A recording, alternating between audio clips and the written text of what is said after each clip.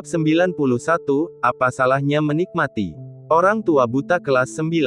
Saat Gu Changge memasuki Tianan Mansion, dia tidak dapat menahan rasa kagumnya akan kemegahannya, yang bahkan melampaui pelataran dalam keluarga Gu.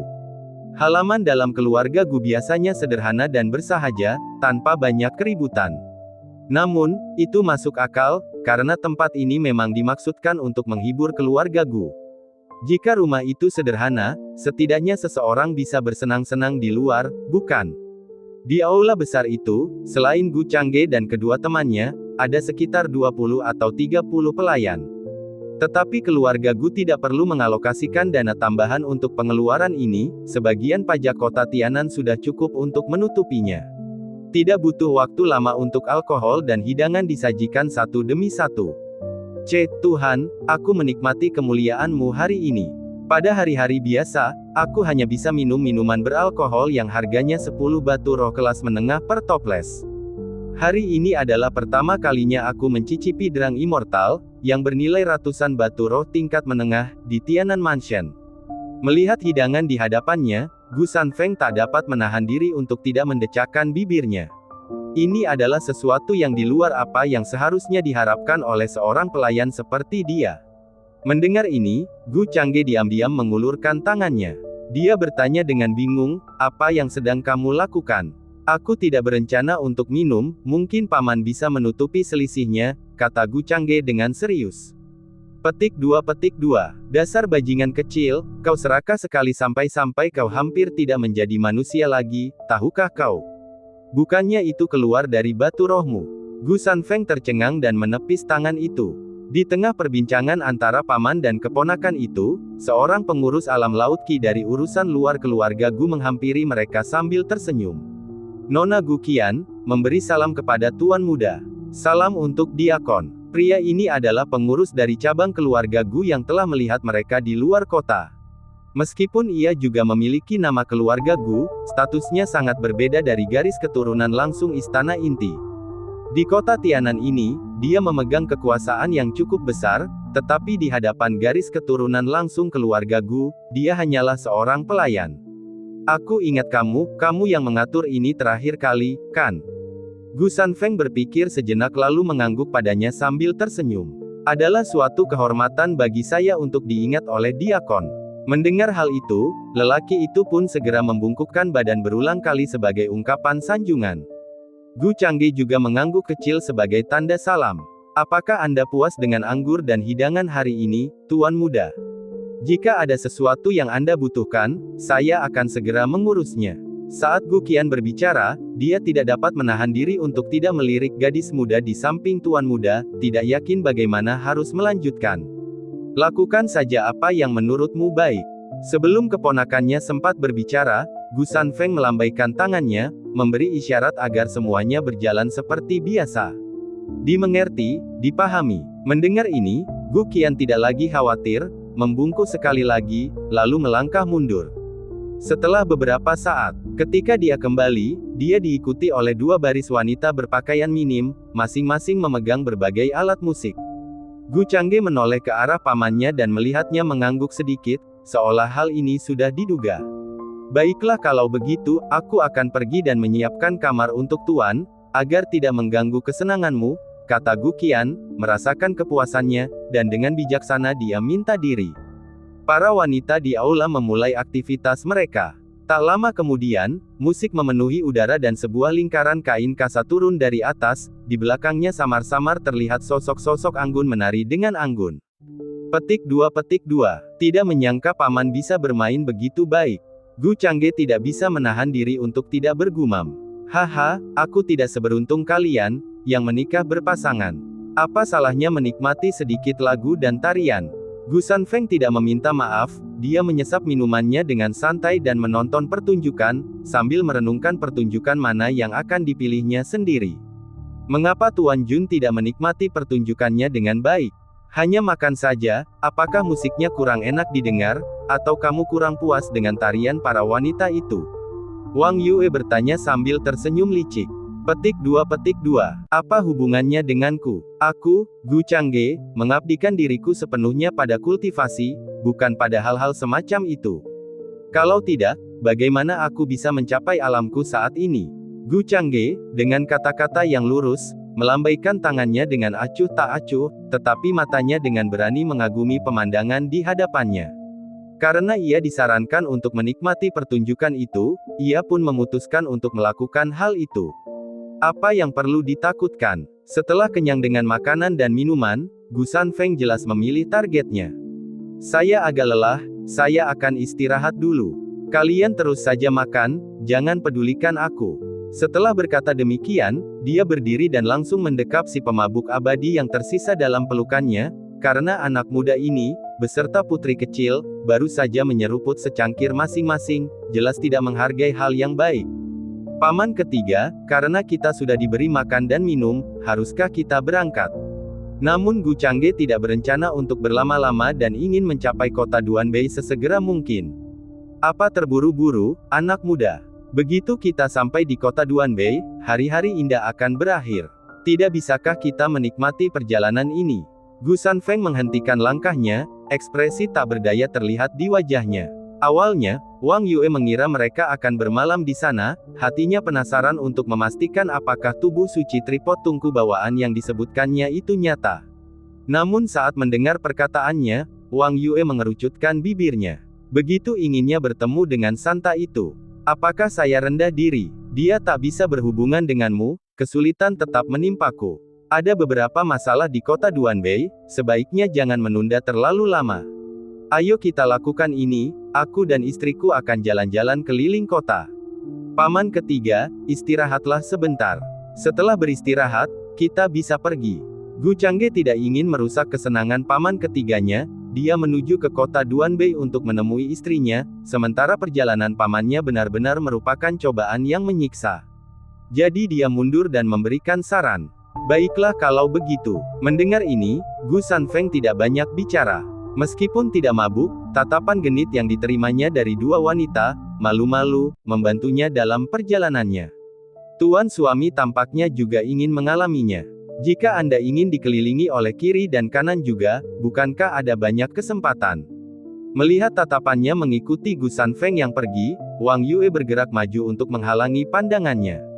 Ah, aku tidak berpikir begitu. Gu Changge menjawab dengan santai. Percaya bahwa kamu bodoh. Tapi putri ini tidak akan keberatan jika suamiku ingin mencobanya. Wang Yue menyeringai, tiba-tiba menatapnya dengan senyum ceria. Tidak akan terlalu buruk jika seseorang dapat berbagi sedikit bebannya. Menggoda. Jika ada kesempatan. Gu Changge agak terkejut namun tidak menolak. Berbagi selimut sepertinya sudah di depan mata. Benar, suamiku, mulutmu tidak pernah mengatakan kebenaran. Wang Yue tiba-tiba mengubah nada bicaranya. Beberapa saat yang lalu, dia menyangkal mempunyai pikiran seperti itu, tetapi setelah diselidiki lebih lanjut, terungkaplah sifat aslinya. Ayo, aku akan mengajakmu jalan-jalan keliling kota. Karena tidak ingin berlama-lama dalam masalah ini, Gu Changge dengan tegas mengganti pokok bahasan. Dia berdiri dan berjalan keluar terlebih dahulu. Wang Yue, melihat hal ini, tidak berpikir lebih jauh dan segera mengikutinya, dikawal banyak pelayan saat mereka meninggalkan istana Tianan. Tuan muda, kita mau kemana? Kamarmu sudah disiapkan, apakah kamu ingin aku menunjukkan jalannya? Gu Qian yang tampaknya telah menunggu di luar Tianan Mansion segera mendekat sambil tersenyum menyanjung. Hanya jalan-jalan saja, Gu Changge berkata dengan acuh tak acuh lalu menuntun Wang Yue tanpa arah menuju jalan-jalan kota yang ramai. Melihat hal itu, pengurus itu menyadari bahwa tuan muda tidak ingin banyak campur tangan, dan segera memberi isyarat, sambil membawa dua orang pengawal untuk mengikuti di belakang dengan jarak tertentu, tanpa mengganggu tuan muda maupun membiarkan gangguan apapun yang tidak terduga. Sementara itu, seorang lelaki tua buta berpakaian sederhana juga tiba di luar kota Tianan. Seharusnya di kota, merasakan lokasi yang ditunjukkan kompas dalam pelukannya menggunakan indera keilahiannya, sosoknya menghilang dalam kegelapan malam. Kekuatan besar alam pemusnahan kelas 9, secara alami memasuki kota Tianan tanpa diketahui oleh siapapun. Bab 92, lelaki tua buta membentuk ikatan baik, cerdas sampai ekstrim. Kota Tianan, yang terletak di wilayah tengah domain utara dan paling dekat dengan kota utama keluarga Gu, menempati peringkat pertama atau kedua dalam kemakmuran di antara 19 kota di bawah pemerintahan keluarga Gu. Bahkan saat malam tiba, beberapa jalan di luar kawasan pemukiman tetap terang benderang. Gu Changge memperhatikan bahwa sebagian besar pedagang kaki lima di sini sebenarnya memiliki kultivasi, meskipun tidak tinggi, hanya pada alam kondensasi Qi, yang agak mengejutkan. Tepat saat Wang Yue mulai menyukai sebuah perhiasan, dia melangkah maju dan dengan santai menyuarakan rasa ingin tahunya. Untuk menjawab pertanyaan Tuan Muda, sebenarnya tidak seperti yang Anda lihat. Kami mampu menjalankan kios kami lebih lama karena kami memiliki sedikit kemampuan dalam mengolah tanah. Jika itu hanya tubuh manusia, kebanyakan dari mereka pasti sudah berkemas dan pulang untuk beristirahat saat ini. Agar tidak menarik terlalu banyak perhatian, Gu Changge sengaja menyelipkan kartu pinggangnya ke dalam pakaiannya, tetapi si pedagang dapat melihat sekilas bahwa dia adalah seseorang dengan status luar biasa. Tidak sulit untuk mengenalinya dari temperamen dan pakaiannya, belum lagi pertanyaan yang diajukannya, yang dengan jelas menunjukkan bahwa dia adalah seseorang yang tidak terbiasa dengan dunia yang membosankan. Begitu ya, Gu Changge tiba-tiba mengerti dan tak dapat menahan diri untuk mengangkat kepalanya sambil tertawa kecil. Ketika berada di kota utama keluarga Gu, dia jarang keluar malam selama 18 tahun terakhir dan tidak memperhatikan detail ini. Perkataan pedagang itu membuatnya sadar bahwa kejadian ini hanya terjadi karena ia kebetulan keluar di malam hari. Pedagang sesungguhnya sebagian besarnya adalah manusia biasa. Setelah Wang Yue memilih barang-barangnya, karena kebiasaan, dia langsung berbalik untuk pergi. Saat itulah si pedagang tergesa-gesa mencoba berbicara, tetapi sebelum dia sempat mengeluarkan suara, sepotong pecahan perak jatuh ke tangannya. Ketika mendongak, ternyata itu bukan orang lain, melainkan pengurus kota Tianan. "Untuk apa ini?" tanya si penjual dengan hati-hati. "Jangan bertanya apa yang tidak seharusnya kau tanyakan," ucap Gu Qian tanpa banyak bicara lagi, dan melanjutkan dengan diam. Di belakangnya, semua yang terjadi tidak luput dari perhatian Gu Changge. Sekarang dia telah mencapai alam laut Qi. Dia berpikir dalam hatinya bahwa pengurus Gu Qian ini memang cukup baik. Keduanya berjalan berdampingan di jalan, dan tak lama kemudian, berkat rasa ingin tahu Wang Yue, mereka pun membeli banyak barang, termasuk berbagai pernak-pernik dan bahkan sejumlah kue yang belum pernah dilihat atau dicicipinya sebelumnya. Meskipun dia tidak bisa makan lagi, memiliki makanan itu di cincin antariksanya akan menjadi suguhan yang menyenangkan di perjalanan. Sang putri kecil, sebagaimana adanya, hidup lebih menyendiri daripada Gu Changge. Di kota kekaisaran, ia hampir selalu tinggal di dalam rumah, hanya meninggalkan istana putri jika dipanggil oleh kaisar. Sepanjang perjalanan, Gu Qian tidak hanya membantu pembayaran tetapi juga selalu waspada untuk memastikan tidak ada seorang pun yang akan bertabrakan dengan tuan muda. Selama waktu itu, dia bahkan pernah mengusir beberapa pemabuk dengan lambaian tangannya, dan memerintahkan pengawal untuk membawa mereka pergi, kalau tidak mereka akan membuat gaduh dan membuat tuan muda marah. Pada saat itu, tuan muda tampaknya memandangnya dengan cukup baik, dia bahkan melihat tuan muda mengangguk sedikit ke arahnya tadi. Gu Qian merasa ini adalah saat paling menyenangkan yang pernah dia lakukan dalam menghabiskan uang. Asal tuan muda merasa puas, itulah keberhasilannya yang terbesar. Setelah menjelajah selama sekitar 2 jam, Gu Changge mulai merasa sedikit bosan dan berpikir untuk mencari tempat menunggu.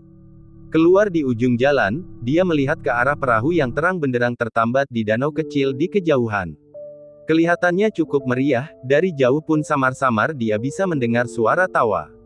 "Tempat apakah itu?" Gu Changge menoleh dan bertanya kepada pelayan yang mengikutinya di belakangnya. "Membalas tuan muda, itu adalah perahu bunga," kata Gu Qian, ragu-ragu sebelum membungkuk hormat.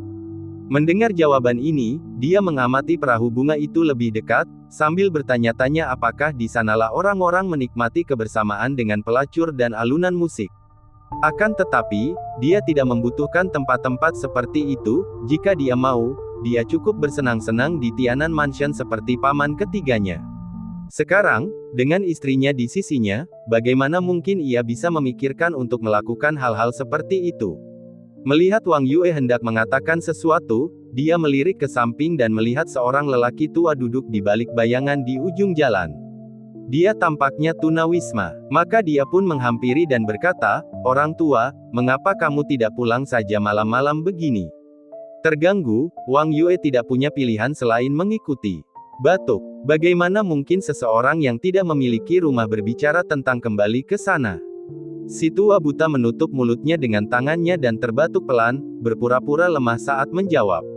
Gu Changge mendekat dan baru menyadari bahwa mata lelaki itu keruh dan putih, tanda pasti bahwa ia buta. "Bagilah beberapa kue yang baru saja kita beli."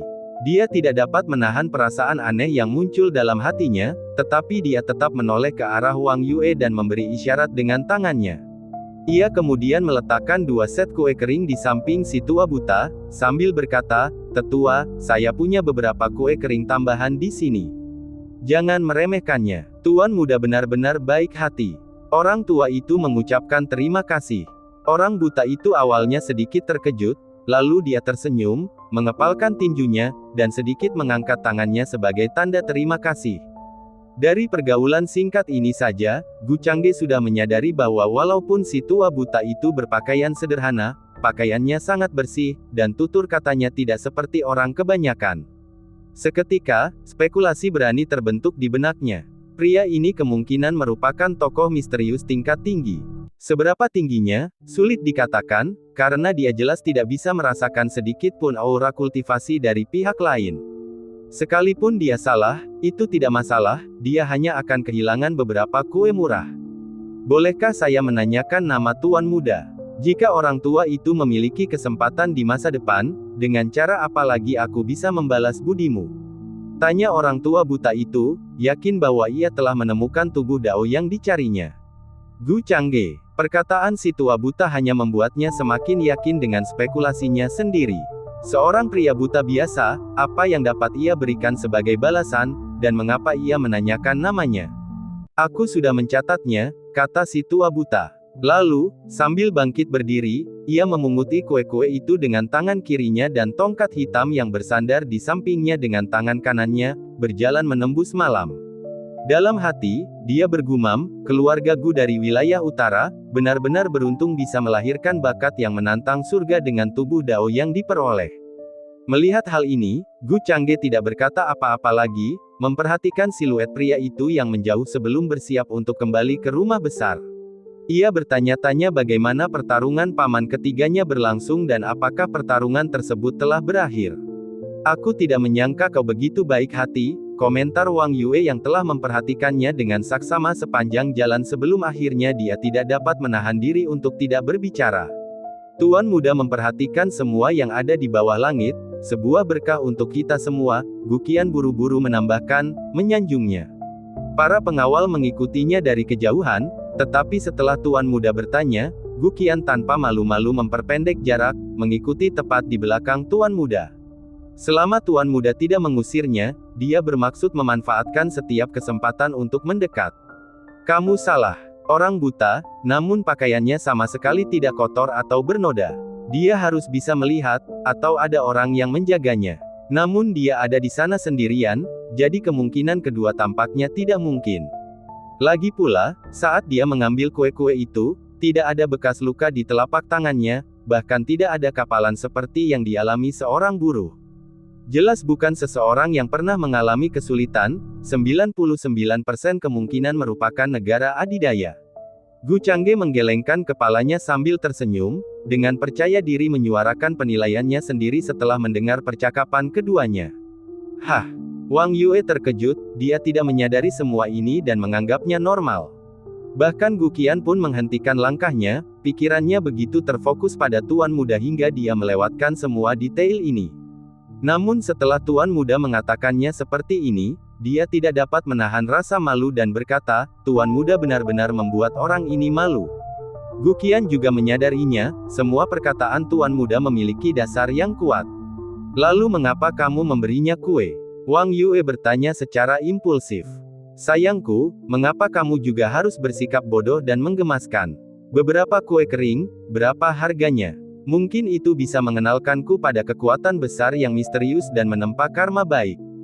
Di masa mendatang, ini berpotensi ditukar dengan peluang besar.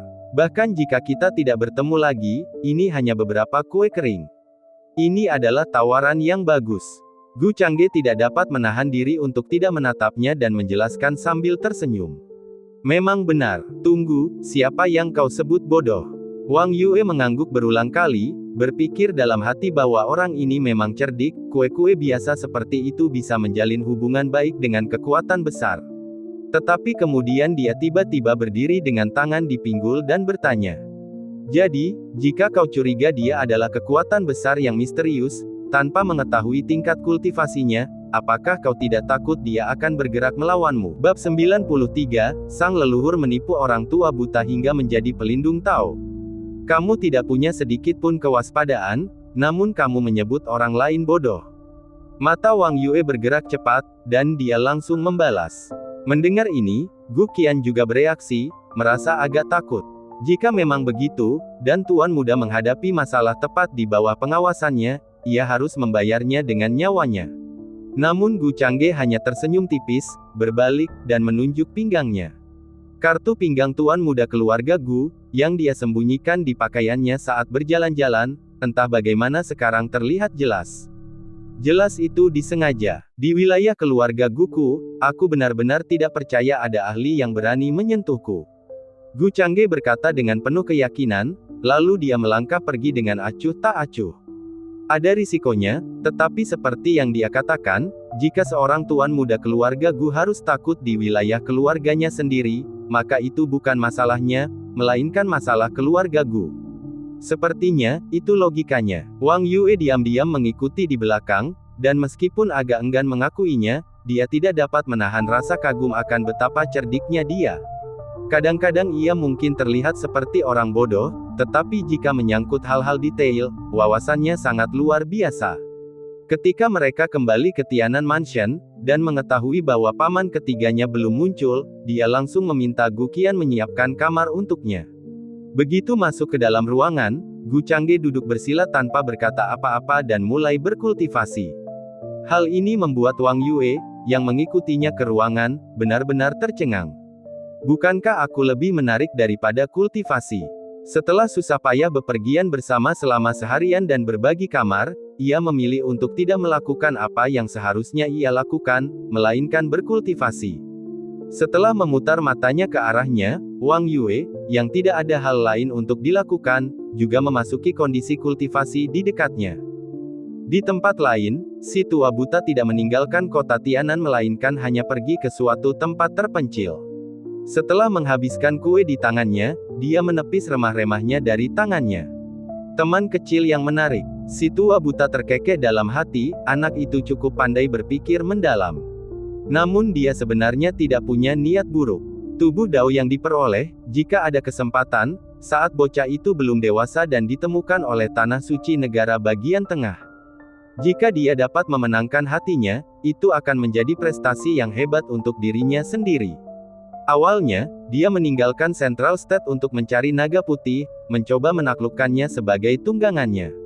Munculnya tubuh Dao yang diperoleh adalah keuntungan yang tak terduga, jauh lebih penting daripada sekadar tunggangan. Berasal dari alam pemusnahan kelas 9, dia tidak lagi memakan makanan dan minuman dari dunia fana, tetapi memakan kue buatan anak muda itu telah membangkitkan rasa nostalgia dalam dirinya. Tepat saat dia bermaksud mencari tempat yang tenang untuk duduk dan menunggu kesempatan lain untuk mengamati anak laki-laki itu dan melakukan kontak. Dia menemukan dirinya di tepi sungai tanpa menyadarinya. Angin malam terasa sejuk, sehingga nyaman untuk duduk menyendiri di malam hari. Dengan pikiran itu, si tua buta tiba-tiba menghentikan langkahnya. Dia menoleh tajam dan menatap ke arah tepi sungai dengan matanya yang putih dan berawan, di mana seorang lelaki tua tinggi kurus mengenakan topi bambu tengah memancing. Secara naluriah, dia mendorong tongkat hitam di tangannya ke atas dengan ibu jarinya, memperlihatkan kilatan ketajaman. Apa yang tampak seperti tongkat hitam biasa, sebenarnya adalah sebuah pedang. Kekuatan besar di atas kelas 9. Namun setelah menyadari hal itu, raut wajah si tua buta menegang, tak perlu ditebak, ini adalah seseorang yang menunggunya. Kalau tidak, makhluk tua yang begitu tangguh tidak akan muncul di kota Tianan. Bahkan di negara bagian tengah, dia akan dianggap sebagai kekuatan besar. Untuk menemui seseorang di atas kelas 9 di domain utara, hanya Sekte Dingin Surgawi, keluarga Gu, dan keluarga kerajaan domain utara, 3 kekuatan besar yang telah ada selama puluhan ribu tahun, yang akan memiliki monster tua seperti itu. Seketika, dia mengerti identitas orang di hadapannya. Dan itu sedikit melegakannya, karena dia tidak mempunyai niat buruk terhadap anggota muda keluarga Gu itu. Ia hanya berjalan mendekat dan berdiri di belakang nelayan tua itu, tidak terburu-buru berbicara, seolah-olah ia hanya ada di sana untuk melihatnya memancing. Sesaat kemudian, seekor ikan memakan umpan itu. Gu Haitang dengan santai melemparkan ikan itu kembali ke sungai dan kemudian berkata, "Dari Sekte Pedang Negara bagian tengah. Senior memiliki penglihatan yang bagus," jawab si tua buta sambil tersenyum tipis. "Apakah kamu tertarik pada seseorang dari keluargaku?" Gu Haitang bertanya tanpa menoleh. "Merupakan suatu kebetulan yang beruntung aku datang ke domain utara." Senior juga tahu betapa berharganya tubuh Dao yang diperoleh.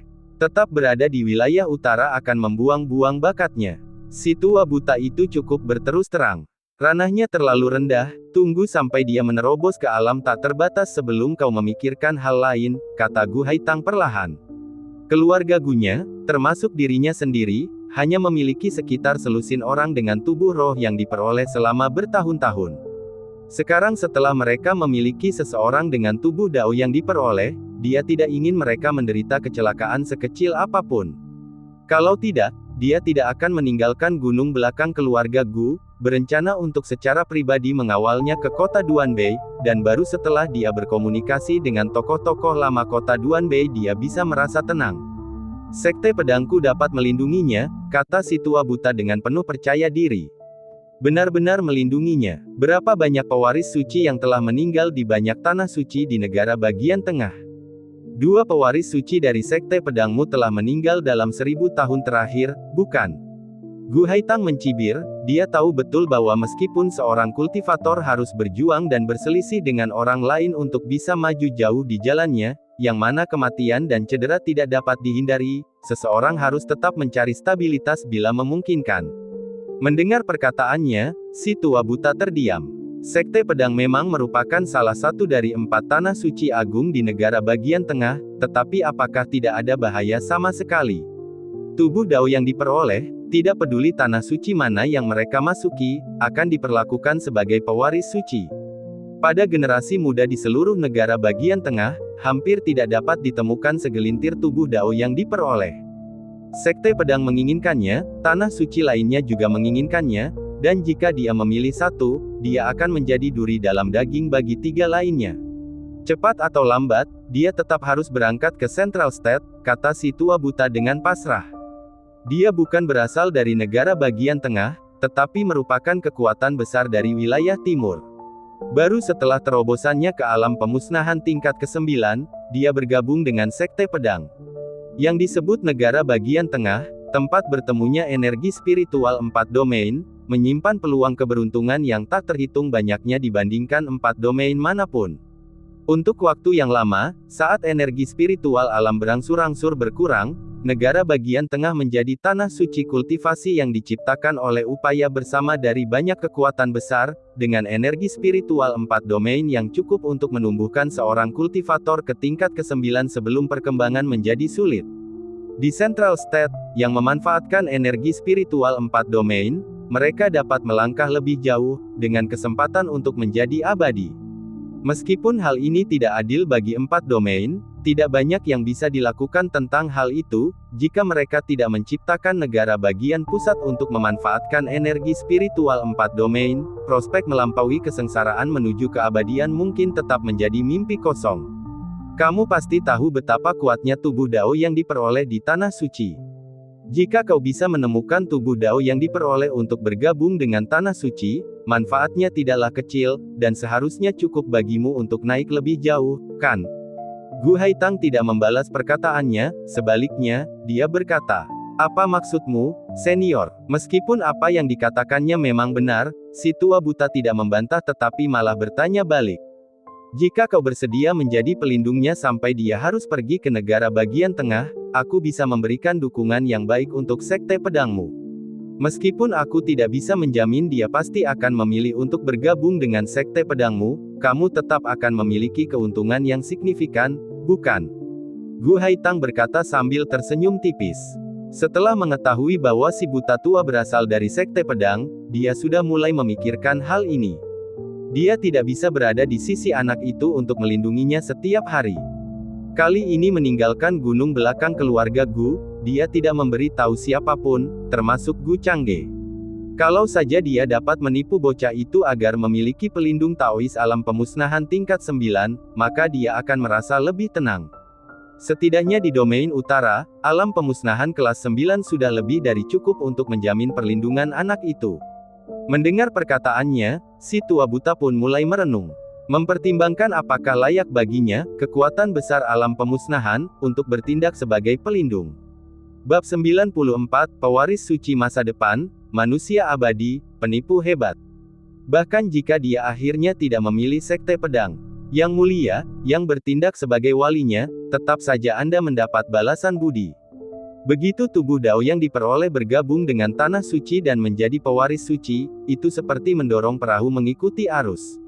Bantuan dari seorang pewaris suci, Yang Mulia, seharusnya menganggap itu sebagai tawaran yang bagus. Jika kita menyelidiki lebih dalam, apakah ada preseden di mana tubuh Dao yang diperoleh, jika tidak dihancurkan sebelum waktunya, tidak dapat melampaui kesengsaraan untuk menjadi manusia abadi? Apakah menurutmu kebaikan hati seorang manusia abadi di masa depan itu sepadan? Gu Haitang melihatnya mengerutkan kening dan merenung, dan tidak bisa menahan diri untuk terus membujuk. Meskipun dia masih seorang pemula di alam Laut Qi, dalam mulutnya, dia telah menjadi putra suci dari negara bagian tengah. Dia bahkan membesar-besarkan klaimnya ke tingkat manusia abadi. Petik 2. Mulut si tua buta berkedut sedikit, jelas tidak terpengaruh oleh omongannya. Tetua keluarga Gu ini cukup banyak bicara.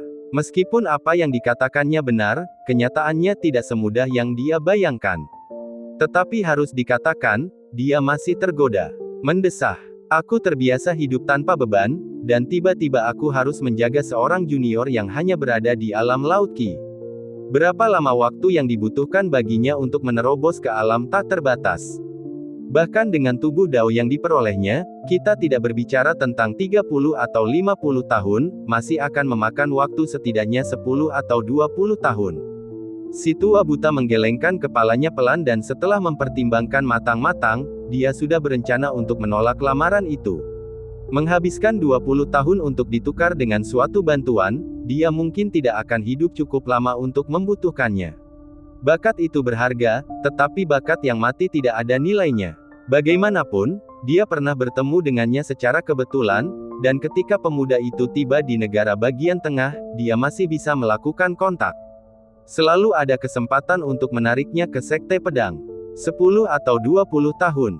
10 tahun terlalu lama. Gu Haitang tersenyum dan tak dapat menahan diri untuk berkomentar, saya telah hidup hampir 2000 tahun, melihat bakat yang tak terhitung jumlahnya, dan cukup beruntung untuk menyaksikan satu orang dengan bakat tubuh Dao. Tapi dibandingkan dengan anak muda di keluargaku ini, tidak perlu menyembunyikan apapun, saya akan mengatakan yang sebenarnya kepada Yang Mulia. Anak laki-laki ini belum berkultivasi lebih dari sebulan yang lalu. Apa yang kau lihat sebagai tahap akhir dari alam Laut Qi hanyalah hasil dari bulan pertamanya di jalur kultivasi. Selama kurun waktu ini, dia tidak mengonsumsi material surgawi dan harta duniawi apapun. Yang Mulia, menurutmu berapa lama waktu yang dibutuhkan baginya untuk menerobos ke alam tak terbatas?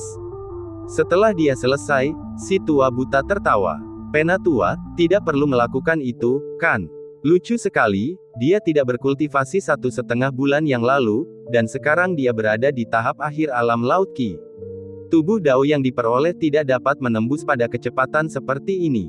Dan kalau dibilang dia belum mengonsumsi material surgawi dan harta duniawi, itu kan tipuan belaka. Memang, tidak ada yang akan percaya kecepatan terobosan anak ini jika mereka tidak melihatnya dengan mata kepala sendiri. Jadi, katakan padaku, apa untungnya bagiku jika aku menipu kamu? Bagaimana dengan ini? Dia akan pergi ke kota Duanbei. Anda dapat mengikuti dan mengamatinya secara rahasia untuk sementara waktu, lalu memutuskan apa yang harus dilakukan. Lagi pula, aku tidak ingin negara bagian tengah mengetahui situasinya terlalu dini. Yang mulia, mohon jangan mempersulit saya. Di usia saya yang sudah lanjut, saya masih harus menempuh perjalanan ke Central State secara pribadi.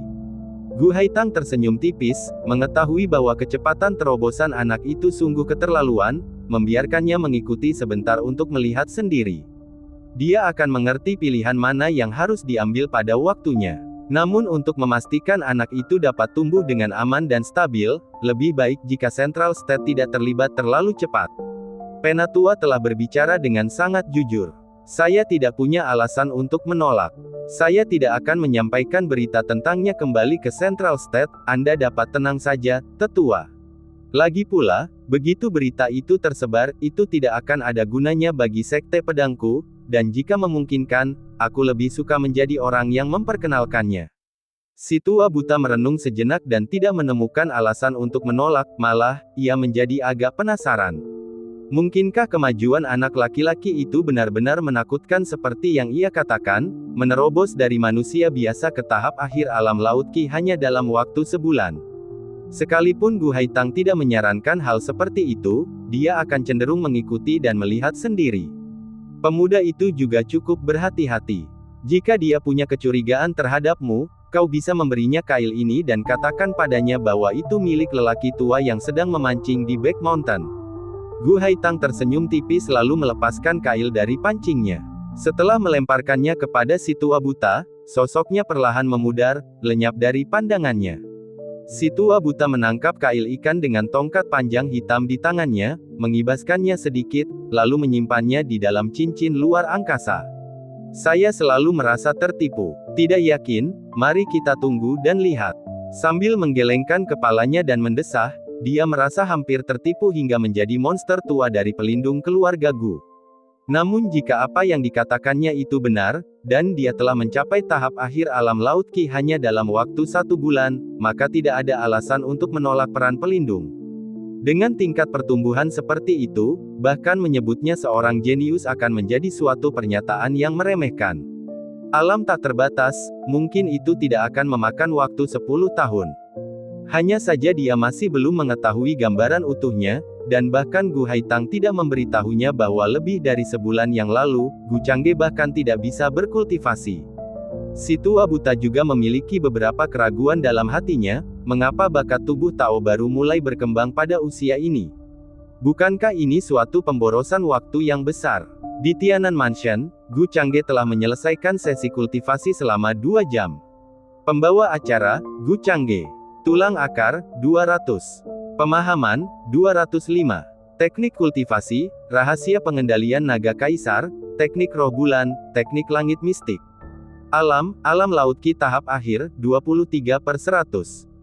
Setelah melirik panel statusnya, dia tidak dapat menahan diri untuk tidak mendesah. Sejak dia meninggalkan keluarga Gu, sehari telah berlalu. Kemajuannya di bidang itu hanya meningkat 3%. Hal ini dikarenakan teratai tingkat 12 di laut Qi-nya mampu terus menyerap energi spiritual untuk pertumbuhan. Di jalan, dia dan Wang Yue pasti tidak bisa berkultivasi. Adapun Liu Qingqing, karena dia sibuk berburu binatang iblis, waktu kultivasinya juga berkurang secara signifikan. Tidak bisa, aku harus segera sampai di kota Duanbei. Setidaknya, aku perlu punya istri untuk mulai berkultivasi. Namun, aku mendengar bahwa ada banyak peluang di No Master Land, dan mungkin aku bisa menebus hari-hari yang hilang ini dengan beberapa material surgawi dan harta duniawi. Gu Changge jelas tidak puas dengan tingkat pertumbuhan 3% per hari ini. Tetapi dia tidak memperhitungkan bahwa dengan kecepatan seperti ini pun, hanya butuh waktu sekitar 1 bulan untuk menerobos setiap wilayah kecil. Bahkan bagi Liu Qingqing dan Wang Yue, orang-orang berbakat seperti mereka membutuhkan waktu setengah tahun untuk menembus alam kecil di alam laut Qi, yang mana jauh berbeda jika dibandingkan dengannya. Ayo pergi, kau terburu-buru sekali untuk menderita, kata suara Paman San saat terdengar. Begitu Wang Yue menyelesaikan teknik sirkulasinya untuk hari itu, mereka bertiga bertemu di luar Tianan Mansion. Kedua kuda roh kelas 3 itu telah diberi makan dengan baik dan penuh tenaga.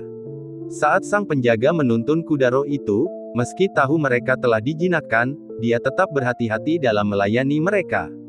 Bagaimanapun juga, mereka adalah binatang iblis kelas 3, dan satu tendangan saja sudah cukup untuk menginjak-injak mereka, para kultivator alam pengendali langit, hingga menjadi bubur.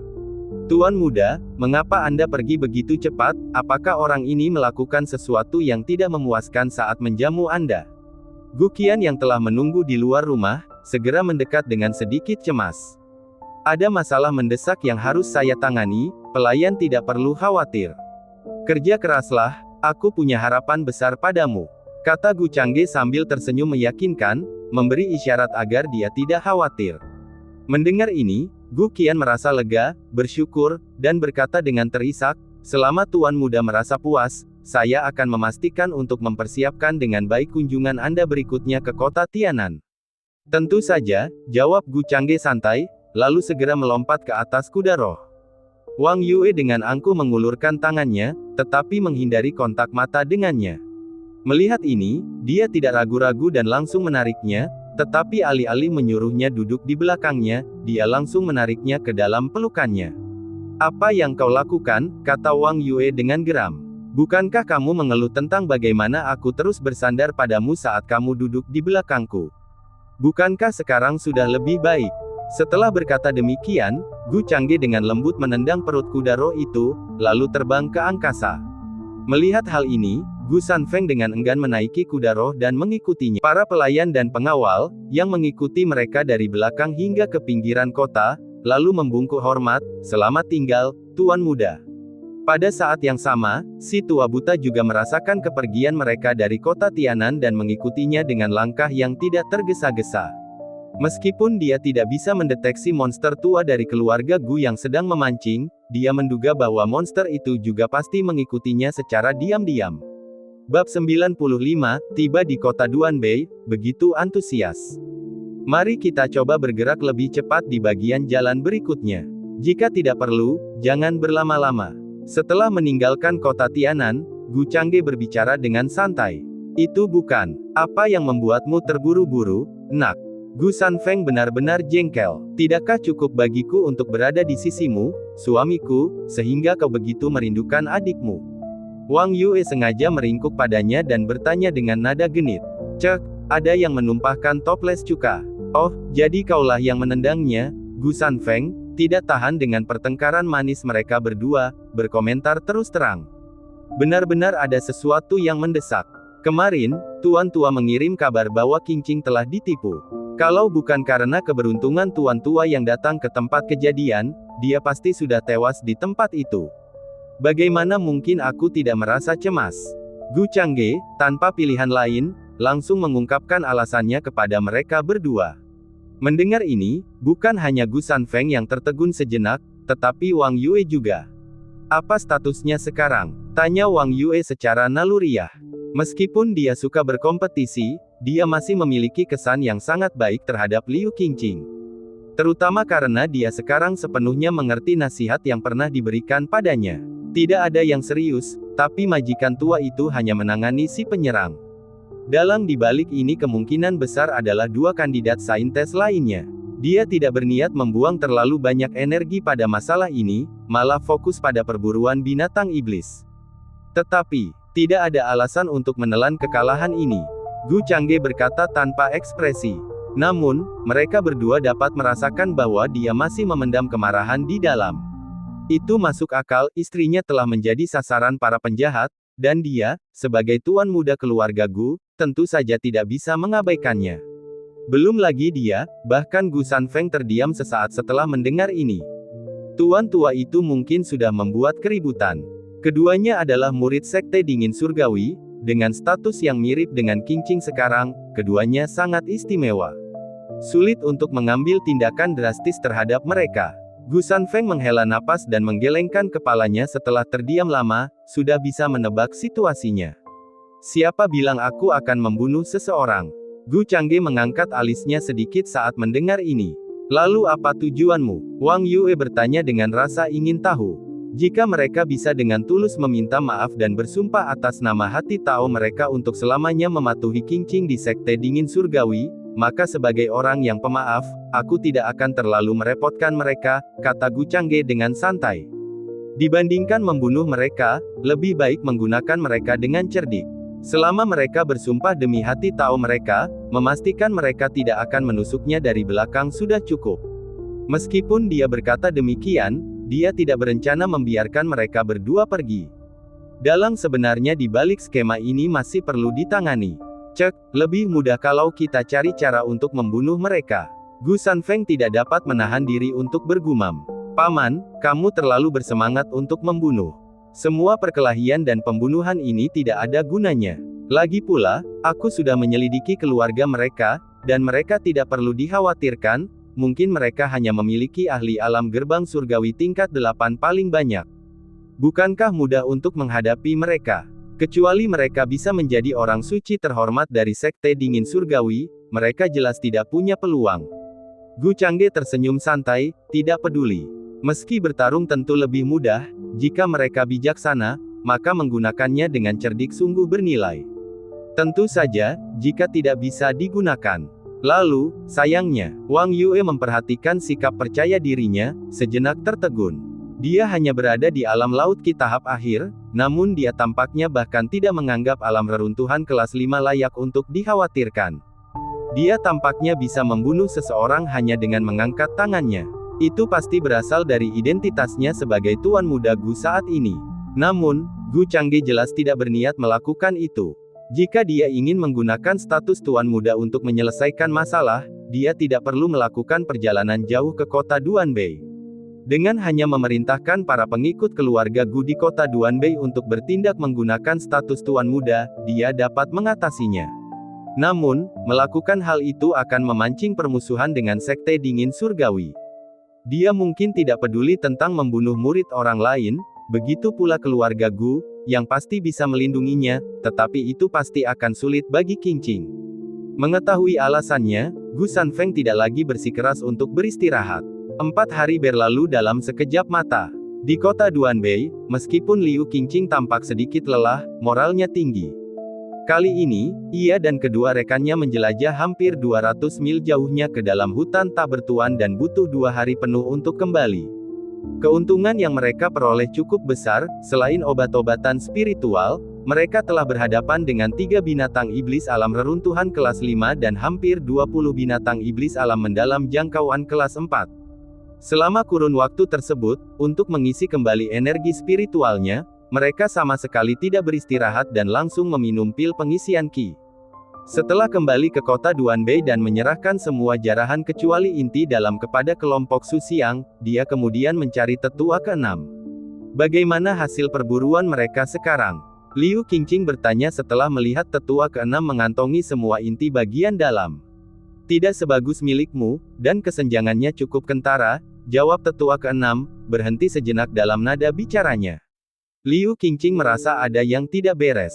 Meskipun dia lebih kompetitif, bukankah kedua orang lainnya, dengan lebih banyak pendukung, seharusnya bernasib lebih baik? Benar saja, tetua ke-6 melanjutkan, hari ini aku mendengar bahwa mereka berdua tampaknya telah mencapai semacam kesepakatan. Pada bulan lalu, mereka berencana untuk menyatukan semua inti yang telah mereka kumpulkan dan belum menyerahkannya. Kemudian, mereka akan saling bersaing untuk melihat siapa pemenangnya. Dengan cara ini, siapapun yang memiliki 2 bagian inti batin dapat langsung memimpin dan melampaui Anda. Mendengar ini, Liu Qingqing terkejut. Sambil mengerutkan kening, dia tidak dapat memikirkan jawaban yang tepat untuk sesaat. Apakah hal ini diperbolehkan oleh sekte? Tanyanya tanpa daya. Sekte tidak membuat aturan yang melarangnya, tetua ke-6 menegaskan. Ujian terakhir bagi saintis bukan hanya tentang kekuatan tetapi juga taktik, mendapatkan dukungan orang, dan berbagai keterampilan lainnya. Itu adalah penilaian kemampuan yang komprehensif.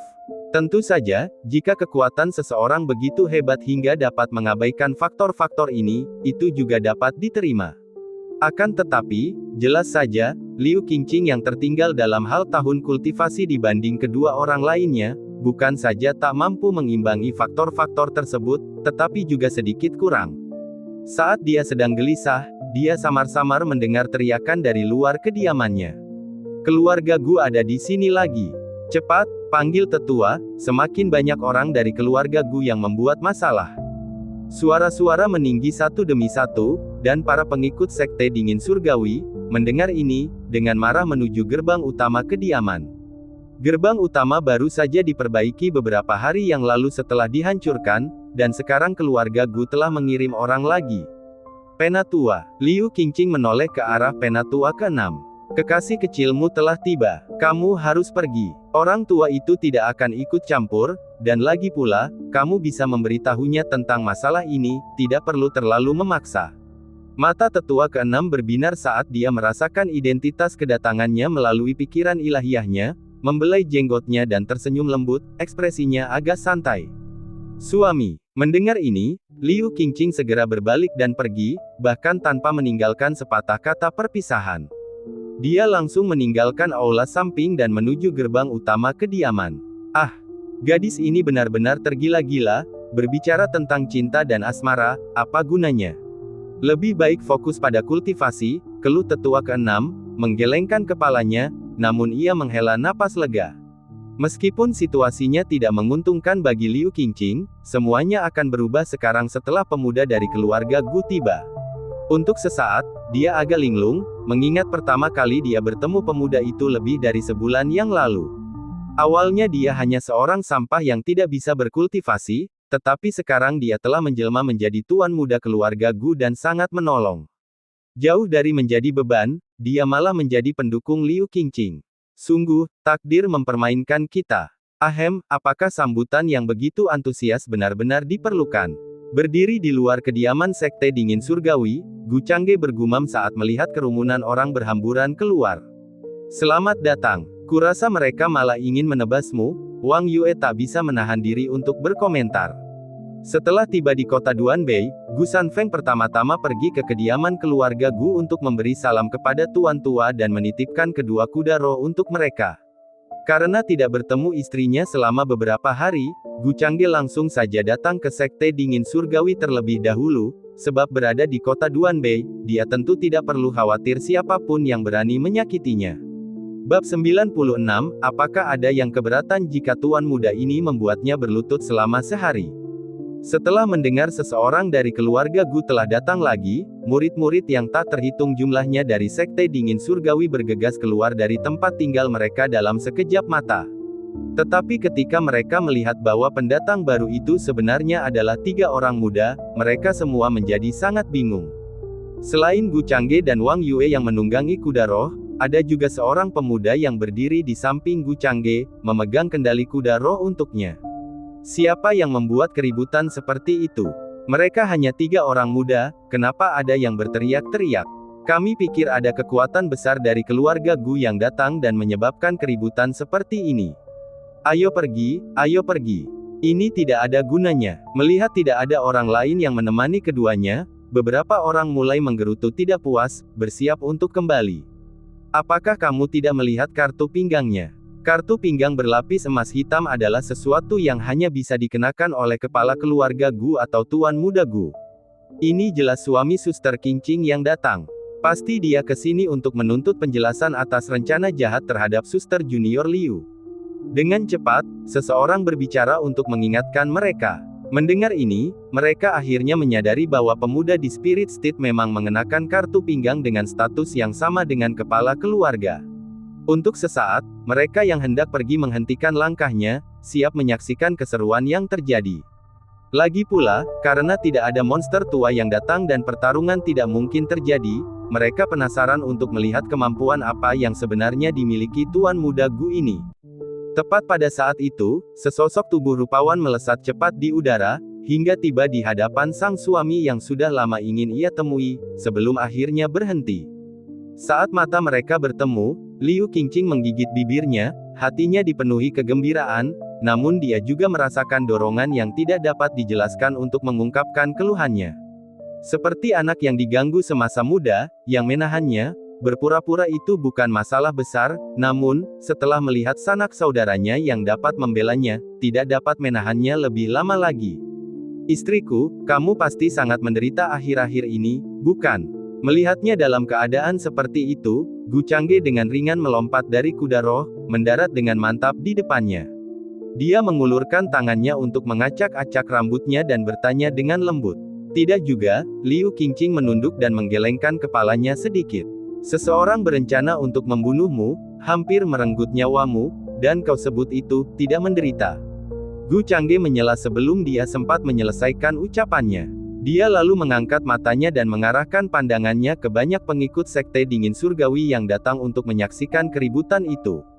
Meskipun mereka yang datang ke kota Duanbei untuk berkultivasi hampir semuanya berada di atas alam mendalam jangkauan, dan dia, yang saat ini berada di alam Laut Qi, ketika mereka bertemu pandang dengannya, para pengikut Sekte Dingin Surgawi merasa seolah-olah mereka dipandang rendah. Ayo, kita bicara di rumah. Aku baru saja tiba di kota Duanbei dan bahkan belum melihat sesepuh itu. Gu Changge tidak membuat pernyataan muluk atau banyak bicara, hanya menyapu pandangannya lalu menggenggam tangan istrinya, membantunya menaiki kuda roh. Setelah dia duduk di kuda roh, Gu Changge tidak mengikutinya, sebaliknya, dia mengambil cincin binatang dari tangan murid keluarga Gu yang datang bersamanya, menanyakan tentang hari istrinya, sambil berjalan santai. Liu Qingqing tidak menyangka suaminya akan berbuat seperti ini dan hendak berbicara, tetapi dia menghentikannya dengan tatapannya. Cih, kupikir dia sangat cakap, ternyata dia hanya menuntun kuda Liu Junior Sister, ya. Tepat saat Wang Yue mengikuti dan bersiap pergi, seorang murid di tahap awal alam reruntuhan kelas 5 dari Sekte Dingin Surgawi bergumam pelan. Suaranya tidak keras, tetapi tetap sampai ke telinga Gu Changge. Dia menghentikan langkahnya, berbalik dan melirik ke arah murid Sekte Dingin Surgawi yang baru saja berbicara. Sambil terus berjalan, dia berkata, Tuan muda ini ingin melihatnya berlutut di depan kediaman keluarga Gu selama sehari penuh dan semalam. Ada masalah dengan itu? Tidak masalah.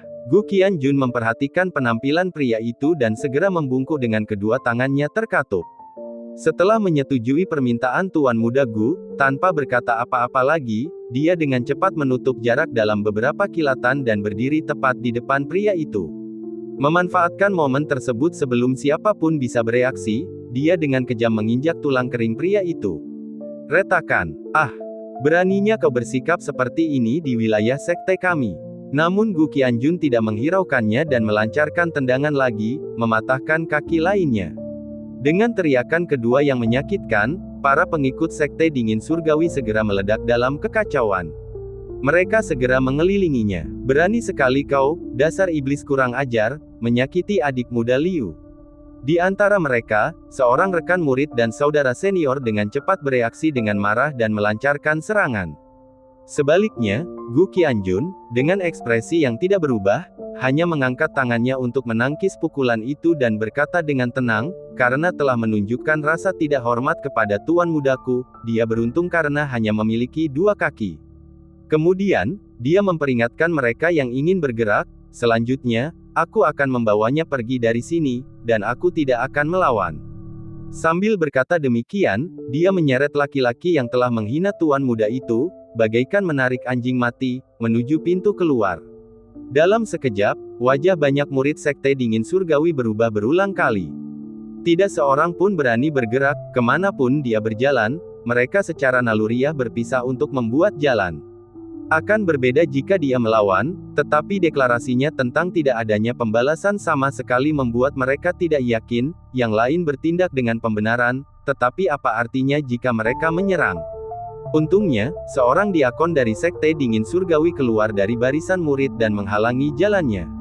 Teman muda, karena hukuman sudah dijatuhkan, kita akhiri saja di sini. Kaki patah hanyalah masalah kecil, paling buruknya, Sekte bisa memberinya beberapa ramuan untuk membantu pemulihannya, tetapi jika dia benar-benar harus berlutut di kediaman keluarga Gu selama sehari, mereka tidak akan mampu kehilangan muka itu. Gu Qianjun tidak berniat berhadapan dengannya, ia hanya tahu bahwa tuan muda berkata untuk membuat orang ini berlutut selama sehari, jadi itulah yang akan terjadi. Melihat ini, sang diaken hanya bisa menoleh ke arah Gu Changge dan membungkuk, sambil berkata, Tuan muda Gu, meskipun orang ini telah mengucapkan kata-kata yang tidak sopan, Sekte Dingin Surgawi layak mendapatkan muka, bukan? Sekte Dingin Surgawi punya wajah, dan wajahku tidak diperhitungkan. Gu Changge yang menyaksikan pemandangan itu dengan puas dari kejauhan berkata tanpa emosi. Meski dia bukan orang yang berisik, itu tidak berarti dia akan membiarkan orang lain memerintahnya. Membawa kudanya untuk sang istri dimaksudkan untuk menunjukkan kepada orang-orang sekte dingin surgawi bahwa istrinya memang penting baginya, dengan keluarga Gu sebagai dukungannya. Tapi jika mereka memilih untuk menuding atas dasar itu, maaf, mereka pikir mereka siapa? Itu adalah kesempatan yang baik untuk melihat sendiri apa yang mampu dilakukan Gu Qianjun, pria yang secara khusus ditunjuk oleh sang tetua untuk melayani di sisinya. Nah, tampaknya ada alasan bagus mengapa sang tetua menyuruhnya menemaninya. Besok datanglah dan jemput orangmu, tak perlu mengantarku keluar, ujar Gu Changge saat melihat sang diaken hendak berbicara lagi, dan tanpa sepatah kata pun, dia berbalik dan pergi. Sang diakon melirik ke arah kediaman itu dan, melihat tidak ada penatua yang melangkah maju, tahu bahwa itu adalah usaha yang sia-sia, jadi ia minggir untuk membersihkan jalan. Murid sekte dingin surgawi, seperti anjing mati, diamati oleh banyak kekuatan kota Duanbei di sepanjang jalan. Baru setelah mereka tiba di kediaman keluarga Gu, tempat Gu Qianjun dengan santai melemparkannya ke samping, laki-laki itu melotot ke arah Gu Changge dengan mata merahnya, meskipun dia tetap diam, kebenciannya terlihat jelas. Mulai hari ini dan seterusnya, dia pasti tidak bisa tinggal di kota Duanbei, dia telah kehilangan muka. Jangan menatapku dengan tatapan seperti itu. Saya, Tuan Muda, selalu berbelas kasih dan murah hati, hanya meminta Anda untuk berlutut sepanjang malam.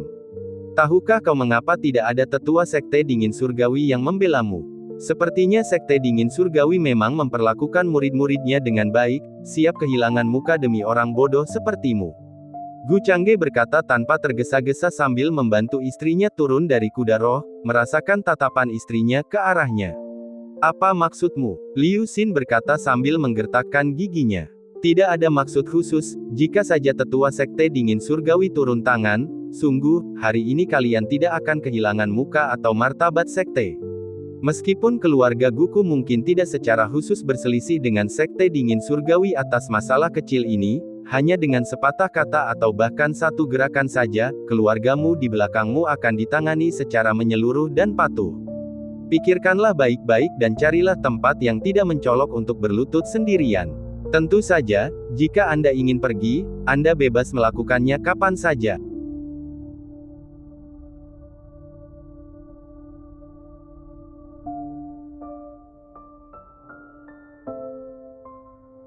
Bab 97, Pamer Kekuatan, Kau Tak Punya Kemanusiaan. Setelah berkata demikian, Gu Changge tidak mempedulikannya lagi, dan menggandeng istrinya ke samping saat mereka berjalan menuju kediaman keluarga Gu di kota Duanbei. Orang dari alam reruntuhan itu mempunyai kekuatan untuk terbang bahkan dengan kaki patah jika dia mau. Alasannya telah dijelaskan, pilihan sepenuhnya terserah padanya. Liu Qingqing mengikuti di sisi suaminya, tanpa ada niat untuk memohon kepada murid sekte dingin surgawi. Dia dapat melihat bahwa suaminya ingin menggunakan kesempatan ini untuk menegaskan otoritasnya dan menyampaikan pendiriannya dengan jelas kepada sekte dingin surgawi. Beberapa murid keluarga Gu di pintu masuk tertegun sejenak, lalu buru-buru mengepalkan tangan mereka untuk memberi hormat, Tuan Muda. Gu Changge mengangguk sedikit sambil tersenyum sebagai salam. Adapun Gu Qianjun, dia diam-diam mengikutinya. Dia lebih dari 10 tahun lebih tua dari Gu Changge, hampir mencapai usia 30, dan kultivasinya telah mencapai tahap akhir alam reruntuhan. Bakatnya memang luar biasa, namun dia dengan sukarela tunduk pada keinginan Tuan Muda. Baru setelah sosok mereka memasuki aula Gu, murid-murid keluarga Gu di pintu tidak dapat menahan diri untuk tidak melirik murid sekte dingin surgawi dengan mata tak bernyawa. Sepertinya Tuan Muda berpikir berbeda dari kita. Haruskah kita mengingatkan mereka? Bukankah itu tidak perlu untuk ujian? Salah satu dari mereka berbisik. Sudah terlambat untuk diingatkan sekarang, kata yang lain tak berdaya. Pada saat ini, murid sekte dingin surgawi yang kakinya patah tampak kembali ke dunia nyata. Sambil memandangi sosok-sosok yang sudah lenyap, dia diam-diam minggir, mengabaikan rasa sakit yang hebat di kakinya, dan hanya berlutut di sana dengan kaku. Meski dia mengerti, sudah terlambat untuk menyesal. Cekak. Gu Changge melangkah masuk ke dalam kediaman berdinding tinggi milik keluarga Gu, dan apa yang menarik perhatiannya bukanlah aula megah nan megah, melainkan bangunan yang menyerupai pengadilan dalam keluarga Gu. Itu masuk akal, lagi pula, tempat ini sebagian besar diperuntukkan bagi garis keturunan langsung keluarga Gu untuk mendapatkan pengalaman, dan para tetua serta diaken semuanya berasal dari pengadilan dalam, tentu saja, semua yang ada di sini mirip dengan pengadilan dalam. Akan tetapi, sejak ia masuk, tak banyak orang yang ia lihat, bahkan mereka yang melihatnya dari jauh hanya mengamatinya tanpa berkata apa-apa. Tampaknya, apakah mereka mencoba memberi tuan muda pelajaran tentang kerendahan hati? Orang tua itu pasti secara diam-diam menyetujui perilaku ini. Benar saja, saat dia hendak bertanya kepada Gu Qianjun tentang di mana lelaki tua itu berada, orang-orang mulai berkumpul. Dia tidak mengenali lebih dari 90% wajah. Namun dia dapat mengenali beberapa orang yang pernah dilihatnya di pengadilan dalam, anggota klannya yang datang untuk berlatih di kota Duanbei selama bertahun-tahun. Tanpa terkecuali, orang-orang ini semuanya lebih tua darinya, yang termuda berusia sekitar 25 tahun. Tidak satu pun dapat ditemukan di alam Laut Qi, setidaknya, mereka berada pada tahap awal mencapai alam mendalam. Orang-orang tidak berbicara, hanya otomatis berdiri di kedua sisi, membuka jalan. Dihadapkan pada tatapan puluhan orang dari alam mendalam jangkauan dan alam reruntuhan, Gu Changge seolah tidak menyadarinya. Dia berjalan lurus ke depan bersama kedua istrinya melalui jalan setapak yang mereka biarkan terbuka. Suasananya agak tegang, dan Wang Yue serta Liu Qingqing tidak dapat menahan perasaan sedikit gugup di dalam hati mereka. Namun, melihat Gu Changge di sisi mereka memberi mereka perasaan tenang. Saat Gu Changge berjalan melewati kerumunan, para pengikut keluarga Gu saling bertukar pandang dan hendak membantahnya, "Bolehkah saya bertanya apakah tuan muda akan?" Namun, dia tidak menghentikan langkahnya dan menjadi orang pertama yang berbicara, melihat tuan muda berarti melihat kepala keluarga. Mereka yang dengan sengaja menolak memberi hormat dan menunjukkan rasa tidak hormat akan menerima 20 cambukan sesuai dengan hukum keluarga. Gu Qianjun. Setelah mengatakan itu, dia mengambil keuntungan dari kerumunan yang tercengang dan memanggil nama orang yang ditugaskan oleh lelaki tua itu untuk dirinya sendiri.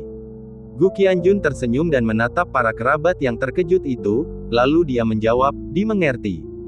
"Hei, hei, hei. Tunggu sebentar. Itu tidak benar. Kami hanya ingin menakuti tuan muda sedikit, kami datang ke sini hanya untuk ikut bersenang-senang.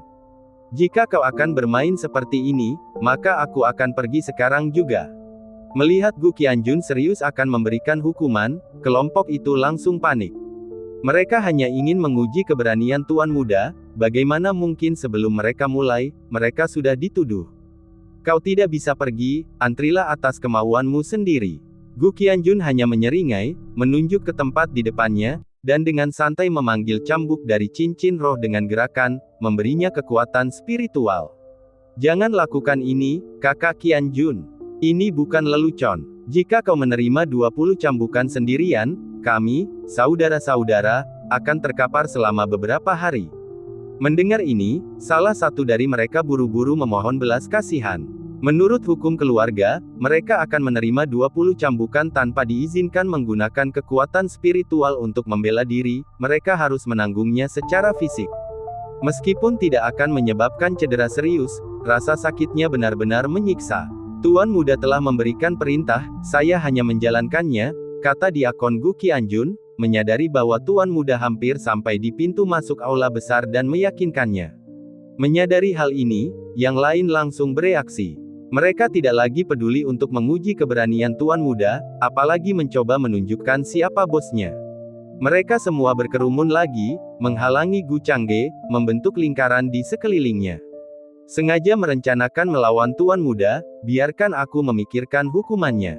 Gu Changge menyentuh dagunya, sepertinya teringat hukum keluarga. "Tidak, silakan singkirkan keterampilan ilahi Anda. Kami, saudara-saudaramu, kami hanya ingin mengenal tuan muda, itu saja. Kami salah, benar-benar salah." Perkataan mereka membuat mereka ketakutan. 20 cambukan mungkin akan mereka terima, tetapi merencanakan sesuatu yang disengaja untuk melawan tuan muda, itu bisa berakibat fatal. Meski tahu hal itu sebenarnya tidak akan mengorbankan nyawa mereka, mereka akhirnya menyerah. Menolak pasti tidak akan membawa hasil baik. Menghadapi permohonan belas kasihan mereka, Gu Changge hanya memperhatikan mereka sambil tersenyum tipis. Sambil saling melirik, mereka pun mencapai kesepahaman. Terlepas dari alam mereka, apakah itu alam mendalam jangkauan atau alam reruntuhan, mereka semua membungkuk dengan hormat sambil menangkupkan tangan. Salam, Tuan Muda. Ah, bukankah begitu lebih seperti itu? Kita semua bersaudara dari klan yang sama, dan kalian semua lebih tua dariku. Changge hanya bercanda, ingin mengenal semua orang. Hehe, bukankah kamu setuju? Gu Changge mengembalikan kata-kata mereka sebelumnya kata demi kata. Melihat tali kekang di akun Qianjun yang dialiri energi spiritual, mereka semua dengan cepat mengangguk sambil menyeringai minta maaf. Benar, hanya candaan. Tuan Muda, silakan masuk ke dalam. Yang lebih tua sudah menunggumu, kami tidak akan menunda Tuan Muda lagi. Mereka buru-buru minggir, sambil tertawa dan memberi isyarat agar dia masuk. Gu Changge berjalan dengan angkuh menuju aula besar. Baru setelah dia masuk bersama kedua istrinya, wajah semua orang berubah masam. Kalau saja aku tidak terlibat dengan kalian semua. Siapa yang bilang Tuan Muda tinggal di gunung belakang, tidak pernah keluar lewat pintu utama atau pintu sekunder, dan bahwa kita harus menakut-nakuti dia agar dia sadar betapa berbahayanya dunia ini. Aku tak percaya aku termakan omong kosongmu, siapa yang sebenarnya berbahaya. Mendengarkan keluhan mereka, Diakon Gu Qianjun tidak dapat menahan tawa acuh tak acuh. Dia mengetahui kejadian ini, awalnya dia bermaksud memberitahukan hal itu kepada Tuan Muda dalam perjalanan pulang agar dia bisa bersiap. Tetapi setelah insiden di Sekte Dingin Surgawi, dia merasa tidak perlu. Tuan Muda jelas bukan orang yang suka menderita kerugian. Berani bertindak seperti yang dia lakukan di Sekte Dingin Surgawi, akankah dia benar-benar takut saat kembali ke keluarga Gu? Memang, itu berubah menjadi tontonan yang luar biasa. Saudara Qianjun, kamu tertawa agak jahat. Apakah kamu sudah tahu dari awal kalau semuanya akan berakhir seperti ini? Sungguh tidak berperasaan. Kita telah menjadi kawan dalam hidup dan mati selama bertahun-tahun, tetapi tampaknya, hal itu telah dilupakan, hubungan kita telah mendingin. Sayang sekali, kau sudah mengambil wujud Tuan Muda. Beberapa murid garis keturunan langsung dari alam reruntuhan tersadar, memarahi Diakon Qianjun dengan kesakitan dan penyesalan. Semuanya baik-baik saja, semuanya menjadi lebih hidup, dan kita bisa saling mengenal. Itu hanya candaan, jangan dianggap terlalu serius. Dekan Qianjun mengangkat bahu dan dengan santai melemparkan tali itu kembali ke dalam cincin roh. Mengenai lelucon hari itu, dia tidak akan memikirkannya, mereka semua adalah saudara dari klan yang sama yang mempercayakan hidup mereka satu sama lain di tanah tanpa tuan. Bisakah mereka benar-benar menganggap masalah seperti itu serius? Bab 98, Fondasi yang tidak stabil. 3 Lautan Qi. Di dalam aula utama, termasuk Gu Kuang, 3 tetua alam gerbang surgawi tingkat 8 duduk berdampingan. Sekelompok diaken duduk di kursi kayu di kedua sisi, sesekali menyeruput teh sambil tertawa dan mengobrol. Adapun segala sesuatu yang terjadi di luar, mereka jelas menyadarinya. Di mata mereka, itu tak lebih dari sekadar permainan anak-anak, tak layak disebut, namun mereka juga berniat mengamati Tuan Muda baru itu. Ketika keluarga Gu memilih Tuan Muda, mereka tidak hadir, dan pemahaman mereka tentang Gu Changge sebenarnya cukup terbatas. Dalam benak mereka, Changge tidak mampu berkultivasi sejak usia muda dan selalu tinggal di gunung belakang, menjalani kehidupan menyendiri tanpa banyak berinteraksi dengan anggota keluarga lainnya. Tiba-tiba, dia berubah wujud menjadi Tuan Muda, dan mereka tentu saja ingin mengamatinya. Karena itu, bahkan Gu Kuang tidak menghentikan lelucon yang baru saja terjadi, dia cukup percaya pada cucu tertuanya.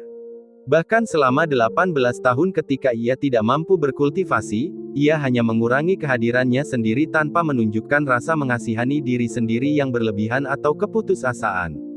Sekarang setelah dia mencapai kesuksesan seperti itu, Gu Kuang merasa semakin tenang. Sungguh, penampilan cucu tertuanya tadi telah membuatnya tersenyum penuh arti. Ketika Gu Changge, ditemani oleh kedua istrinya, melangkah ke aula besar dan menyipitkan matanya untuk menyesuaikan diri dengan redupnya cahaya yang tiba-tiba. Dia berjalan ke tengah dengan sikap tenang dan berwibawa dan menyapa 3 tetua di atas dengan tangan terkepal. Tetua. Selain Gu Kuang, 2 tetua lainnya berusia lebih dari 300 tahun, kultivasi mereka mencapai batas alam gerbang surgawi karena bakat yang terbatas. Menghadapi sapaan dari tuan muda yang baru, mereka menanggapi dengan senyuman dan anggukan kecil. Berdasarkan situasi keluarga Gu, wewenang tuan muda lebih besar daripada para tetua, namun kenyataannya, mereka beberapa generasi lebih tua daripada Gu Kuang. Mereka tidak terlalu mempermasalahkan aturan keluarga yang rumit. Gu Changge lalu berbalik dan memberi isyarat dengan tangan terkepal ke arah banyak diaken. Para tetua mungkin mengambil kebebasan berdasarkan usia mereka, tetapi para diaken semua bangkit dan membalas gerakan itu. Kedalaman tersembunyi tuan muda telah menghasilkan prestasi yang hebat, sungguh pemuda yang mengesankan. Sungguh tidak terduga bahwa keponakan Changge akan terbang ke surga, sebuah berkah bagi keluarga Gu kita. Keponakanku tidak boleh marah atas kejadian sebelumnya. Malam ini, kami akan mengadakan pesta untuk menyambutmu dan membersihkan debu, mari kita minum-minum sebagai permintaan maaf. Para diaken, dengan senyum ramah, berceloteh tanda setuju. Gu Changge melambaikan tangannya sebagai jawaban, kalian semua adalah orang yang lebih tua dariku, dan terlebih lagi, sebelumnya itu hanyalah sebuah lelucon di antara saudara-saudara klan, siapa yang akan menganggapnya serius? Berbicara tentang permintaan maaf sama saja dengan berbicara tentang apapun. Sebagai junior, saya kurang berpengalaman dalam hal-hal duniawi. Saya berharap paman-paman akan mendukung saya di masa mendatang. Perkataannya penuh kerendahan hati, tidak menunjukkan tanda-tanda ketegasan seperti yang ditunjukkannya di luar pintu sebelumnya. Hal ini membuat mereka yang hadir saling bertukar pandang, meningkatkan penilaian mereka terhadapnya. Sudah seharusnya seorang tuan muda bersikap tegas. Tetapi apa yang benar-benar berharga adalah mengetahui kapan harus maju dan kapan harus mundur, dengan ahli mengendalikan ukuran tindakannya. Ini adalah tetua agung keluarga Gu kita, dan ini adalah tetua keempat. Gu Kuang menunjuk sambil memperkenalkan kedua lelaki tua di sampingnya kepada cucu tertuanya. Melihat kebingungan di matanya, dia melanjutkan, jabatan tetua di keluarga Gu tidak ditentukan oleh usia, tetapi oleh kekuatan. Mungkin tidak sepenuhnya akurat, tapi itulah gambaran umumnya. Karena saya sudah tua, saya hampir tidak bisa menduduki peringkat kedua. Meskipun dia berkata demikian, tidak ada sedikit pun rasa malu di wajahnya, menduduki peringkat kedua di antara para anggota alam gerbang surgawi dari keluarga Gu sudah cukup untuk membuktikan kekuatannya yang luar biasa. Begitu ya, Gu Changge tersadar, karena dia bertanya-tanya mengapa kedua tetua ini tampak jauh lebih tua dari kakeknya. Tampaknya dia meremehkan kekuatan kakeknya. Untuk menduduki peringkat kedua di antara tetua alam gerbang surgawi keluarga Gu, dia juga pasti berada di tahap kesempurnaan, kan? Kamu pasti lelah karena perjalanan. Halaman ini sudah disiapkan untukmu, mengapa tidak membiarkan kedua gadis ini beristirahat sebentar? Gu Kuang menyarankan sambil melirik Wang Yue dan Liu Qingqing. Istriku, kalau begitu kalian berdua pergilah dan tunggu aku. Gu Changge menoleh ke Qingqing dan Wang Yue. Kedua wanita itu mengerti bahwa keluarga Gu memiliki masalah yang harus dibicarakan, dan tidaklah pantas bagi mereka untuk hadir. Mereka tidak berkeberatan, dan setelah Wang Yue dengan sopan membalas isyarat itu, dia berbalik dan pergi.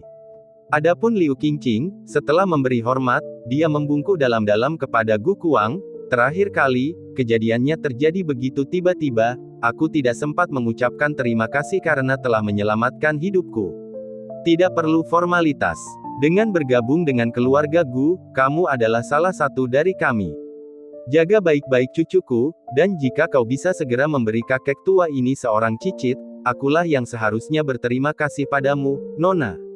Teruskan. Gu Kuang melambaikan tangannya, memberi isyarat bahwa tidak ada apa-apa. Kata-katanya membuat wajah cantik Liu Qingqing sedikit memerah. Tanpa berkata apa-apa lagi, dia membungkuk sedikit, melirik suaminya, lalu berbalik untuk meninggalkan aula besar. Gu Qianjun menunggu di luar dan menuntun pasangan itu ke halaman yang telah disiapkan untuk mereka. Ngomong-ngomong, sebelumnya di Sekte Dingin Surgawi, aku punya masalah dengan salah satu muridnya. Setelah Liu Qingqing pergi, Gu Changge dengan santai menceritakan kejadian terkini kepada tetua. Itu masalah kecil. Gu Kuang menepis masalah itu dengan gerakan lebar, menunjukkan bahwa itu tidak penting. Seperti yang dikatakan cucunya, mematahkan kaki murid itu berarti melepaskannya dengan mudah. Para diaken di sekitarnya juga mengangguk sedikit tanda setuju. Jika tuan muda keluarga Gu harus menelan penghinaan tanpa pembalasan, itu akan sangat memalukan. Memang, jika Sekte Dingin Surgawi bersikeras mendukung murid itu, hal itu belum tentu akan berujung pada konflik serius dengan mereka, hanya pertengkaran kecil saja sudah cukup. Namun keluarga orang itu harus mempertimbangkan dengan serius apakah mereka dapat menahan tekanan dari keluarga Gu jika mereka berada di domain utara. Namun, kultivasimu, bukankah kau maju terlalu cepat? Dengan kekuatannya di alam gerbang surgawi, Gu Kuang tentu saja dapat melihat efek dari cincin luar angkasa. Sekilas, ia menyadari alam cucunya telah mencapai tahap akhir alam laut Qi. Kultivasi tidak bisa dilakukan dengan tergesa-gesa. Jika Anda meninggalkan kekurangan, Anda mungkin akan menyesalinya di kemudian hari. Sambil berbicara, ia mendekat dan meletakkan tangannya di bahu cucunya, siap memeriksa kondisinya. Namun tak lama kemudian, alisnya berkerut. Dia menatap senyum polos di hadapannya dengan rasa tidak percaya. Ini, perkataan Gu Kuang sampai ke bibirnya namun kemudian terhenti. Setelah memeriksa beberapa kali, dia memastikan dia tidak salah. 3 lautan Qi. Dan apa sebenarnya bunga teratai itu? Ritme Tao yang terpancar darinya begitu mendalam, bahkan dia yang berada di alam gerbang surgawi, tidak dapat memahaminya. Fondasi cucuku masih kokoh kan?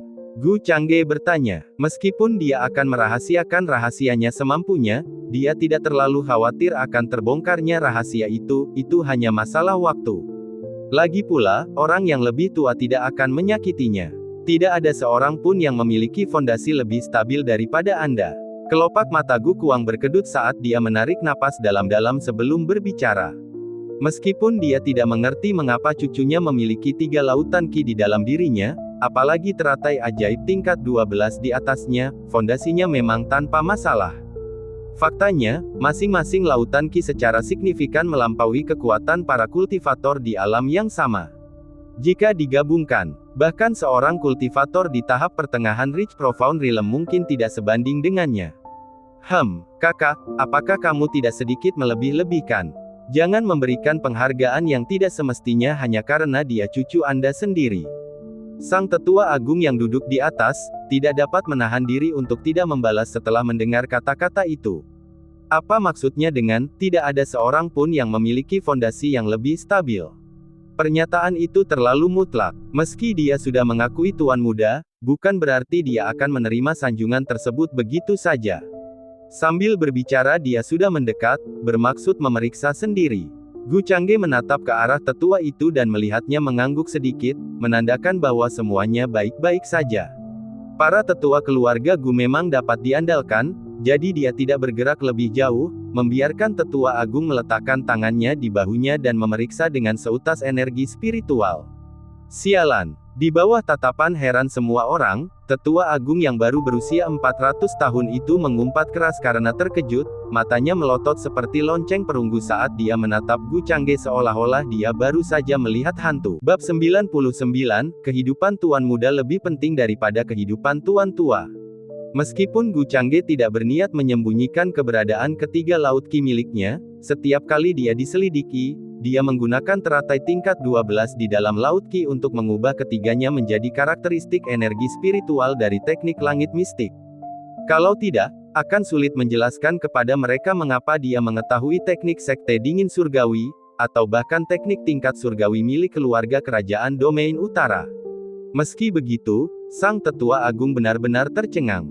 Tangannya yang bertumpu di bahunya tidak pernah ditarik kembali, berulang kali memastikan bahwa dia tidak salah melihat. 3 lautan Qi. Dia belum pernah mendengar tentang alam laut Qi yang memungkinkan terbukanya laut Qi kedua. Alam laut Qi sudah merupakan alam transenden, dan setiap kultivator akan mencoba memperluas laut Qi mereka semaksimal mungkin sebelum memilih untuk menerobos ke alam jangkauan mendalam. Namun, anak muda ini tidak hanya memiliki 3 laut Qi, tetapi masing-masing dari mereka jauh lebih unggul daripada yang lain, sungguh mengerikan.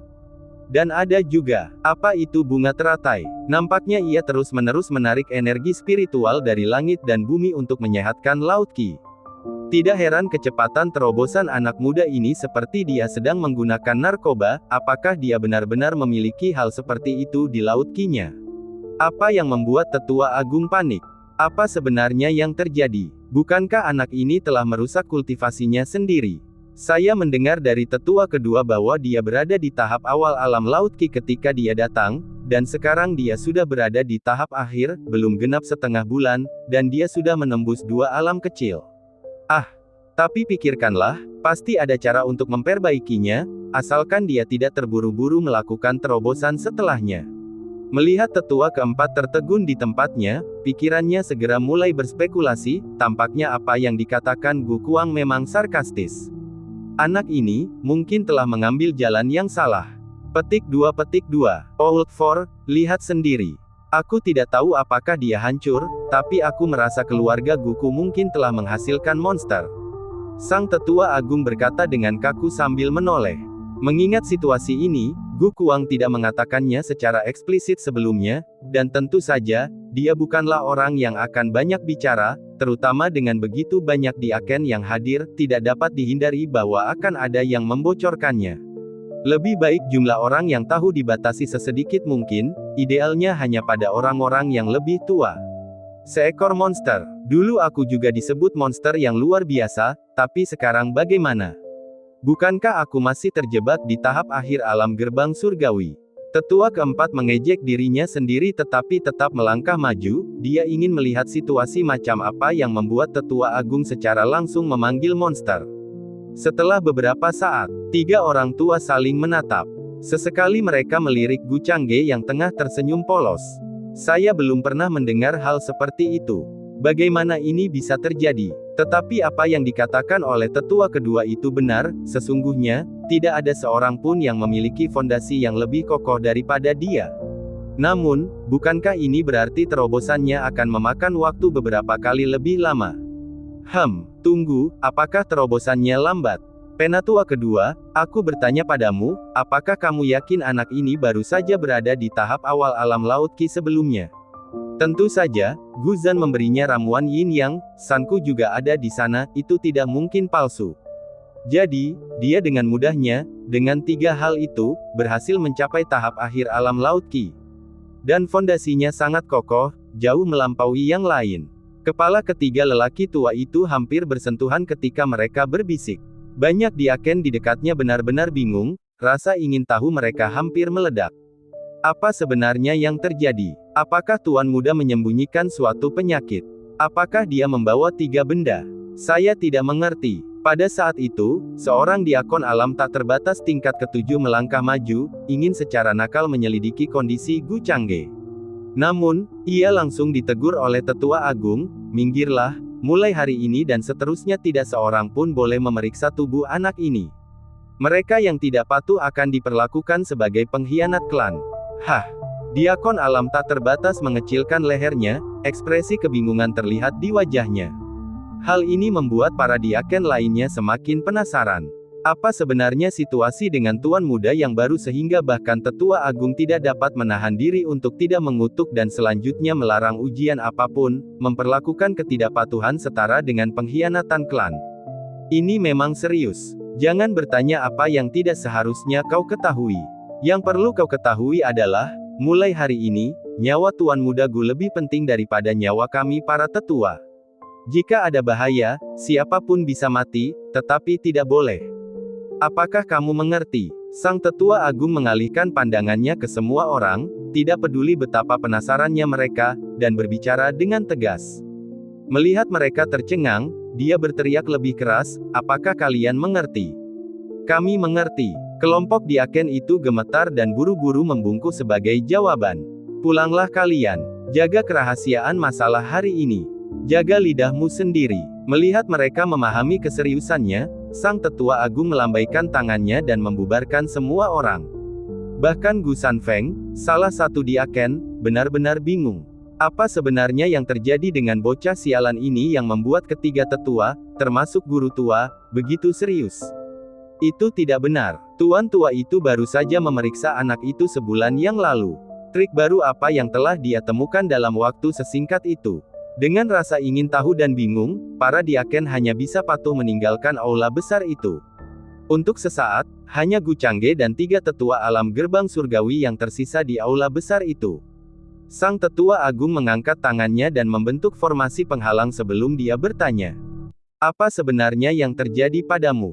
Gu Changge membungkuk dan menjawab, junior mengalami pertemuan tak sengaja saat menerobos ke alam laut Qi, memasuki kondisi pencerahan tiba-tiba selama sekitar 2 jam, dan saat aku terbangun, keadaannya seperti ini. Perkataannya setengah benar, setengah rekayasa, tidak sepenuhnya aneh. Pencerahan tiba-tiba, tidak heran, tapi ini sungguh mengejutkan. Seumur hidupku, bukan saja aku tidak pernah mendengar ada orang yang memiliki 3 laut Qi, bahkan 2 pun tidak pernah terdengar. Tapi, bagaimana terobosanmu bisa begitu cepat? Tetua Agung mengangguk sedikit, jelas menerima penjelasannya. Selain pencerahan tiba-tiba, bahkan leluhur dari gunung belakang tidak dapat memiliki kemampuan seperti itu. Dia lalu mengajukan pertanyaan lain, dan dengan cepat menambahkan apabila terjadi kesalahpahaman, tidak apa-apa kalau kamu tidak ingin membicarakannya.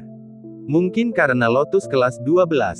Gu Changge sudah lama mempersiapkan jawabannya, segalanya tentang dirinya, kecuali kebutuhan untuk menyembunyikan sistem sepenuhnya, dapat terungkap. Jika tidak, pasti akan ada lebih banyak masalah ketika hal itu terungkap kemudian. Yang lebih tua mungkin telah memperhatikan, teratai di dalam diri yang lebih muda terus-menerus menarik energi spiritual dari langit dan bumi untuk memelihara laut Qi. Dan ketika junior aktif berkultivasi, Lotus akan semakin melipat gandakan efeknya. Sambil berkata demikian, dia duduk bersila di tanah dan mulai menjalankan teknik kultivasinya. Seketika, energi spiritual membentuk pusaran samar di sekelilingnya. Kecepatannya dalam menyerap energi spiritual bahkan melampaui mereka yang berada di alam mendalam Reach. Ketika dia menyelesaikan sirkulasi penuh dan perlahan membuka matanya, termasuk Gu Kuang, ketiganya memperlihatkan ekspresi keheranan yang luar biasa. Surga berpihak pada keluarga Gu kita. Jika tidak ada yang salah, mengapa khawatir keluarga kita tidak berkembang? Akhirnya, sang tetua agung hanya dapat menahan rasa terkejut di dalam hatinya, mengusap jenggotnya dan mendesah, menatap Gu Changge dengan penuh rasa sayang. Bab 100, hanya takut tidak memberi cukup, menemukan bebek Mandarin sedang mandi. Ketiga orang itu mengelilingi Gu Changge, mata mereka tertuju padanya seakan-akan sedang melihat harta karun, sesekali mengulurkan tangan untuk menepuk bahunya tetapi dengan cepat menarik kembali tangan mereka seakan-akan mereka takut menghancurkannya.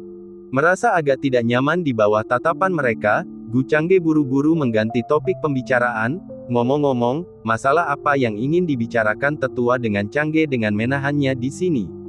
Toh tujuannya sudah tercapai, membiarkan para tetua ini mengerti pentingnya dirinya sudah cukup.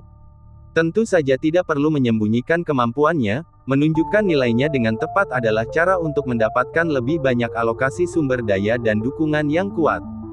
Sama seperti kejadian hari ini, kalau ada yang berani mengganggunya saat ini, para tetua itu pasti yang pertama akan menolak, dan kalau ada yang berani bergerak melawannya, tak ragu lagi para tetua itu akan maju untuk bertarung sampai mati. Bahkan leluhur pun mungkin ikut terlibat. Bagaimanapun, kota Duanbei memiliki perpaduan kekuatan yang rumit dan tidak berada di bawah yurisdiksi keluarga Gu. Terlebih lagi, dengan wilayah binatang iblis di luar kota Duanbei, dia memang bermaksud untuk mendapatkan pengalaman, tetapi dia tidak berencana untuk mempertaruhkan nyawanya. Sekarang, masalah-masalah ini tidak menjadi masalah lagi. Kami awalnya berencana untuk mendiskusikan perjalananmu ke No Master Land untuk pelatihan. Tapi, mungkin sebaiknya jangan.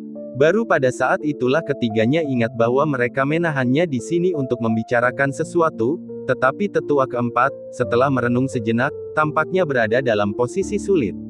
Sebagai tuan muda keluarga Gu, dia seharusnya memberi contoh. Jika tidak, akan sulit untuk mendapatkan rasa hormat. Tapi sekarang, Gu Changge telah menunjukkan kemampuan yang tak tertandingi. Untuk benar-benar mengirimnya untuk pelatihan, bagaimana jika sesuatu yang buruk terjadi? Bukankah itu akan menjadi bencana? Apa rencanamu sendiri? Meskipun Gu Kuang tidak banyak berinteraksi dengan cicitnya sebelumnya, dan baru menjadi dekat selama sebulan terakhir. Dia tahu anak laki-laki itu mempunyai pendapatnya sendiri dan mungkin mempunyai rencananya sendiri. Jadi dia langsung menanyakan niatnya. Pelatihan masih harus dilakukan. Kalau tidak, Changge tidak perlu datang ke kota Duanbei. Hanya saja, mengingat kekuatan junior ini terbatas saat ini, aku jadi bertanya-tanya apakah aku bisa membawa beberapa anggota klan jika aku ingin berlatih. Gu Changge mempunyai rencananya sendiri, dan karena mereka bertanya, dia pun berbicara terus terang. Kamu bisa tenang soal keselamatanmu. Di kota Duanbei, tidak ada seorang pun yang berani menyentuhmu. Begitu kau meninggalkan kota Duanbei, apapun situasinya, salah satu dari kami bertiga pasti akan mengesampingkan urusan kami untuk melindungimu. Mengenai persahabatan, mulai hari ini, di dalam aula Gu di kota Duanbei ini, kamu dapat memerintah siapapun. Jika ada yang tidak patuh, orang tua ini akan mendukungmu. Sang tetua agung mengangguk sedikit, dengan penuh wibawa mengambil keputusan. Gu Kuang melengkungkan bibirnya, berpikir dalam hatinya bahwa dia masih di sini, apakah dukungannya benar-benar dibutuhkan. Tetapi dia mengerti bahwa ini adalah tetua agung yang sedang mencoba mendekat, jadi wajar saja dia tidak menyela. Mengerti, apakah tetua punya perintah lain? Gu Changge, setelah mencapai tujuannya, dengan hormat bersiap untuk pamit. Dengan kata-kata tetua, itu sudah cukup. Tujuannya datang ke kota Duanbei adalah untuk memburu binatang iblis dan memperoleh sejumlah besar poin atribut. Namun, dengan kekuatannya sendiri, itu pasti terlalu lambat, dia tentu perlu memanfaatkan statusnya sebagai tuan muda sepenuhnya.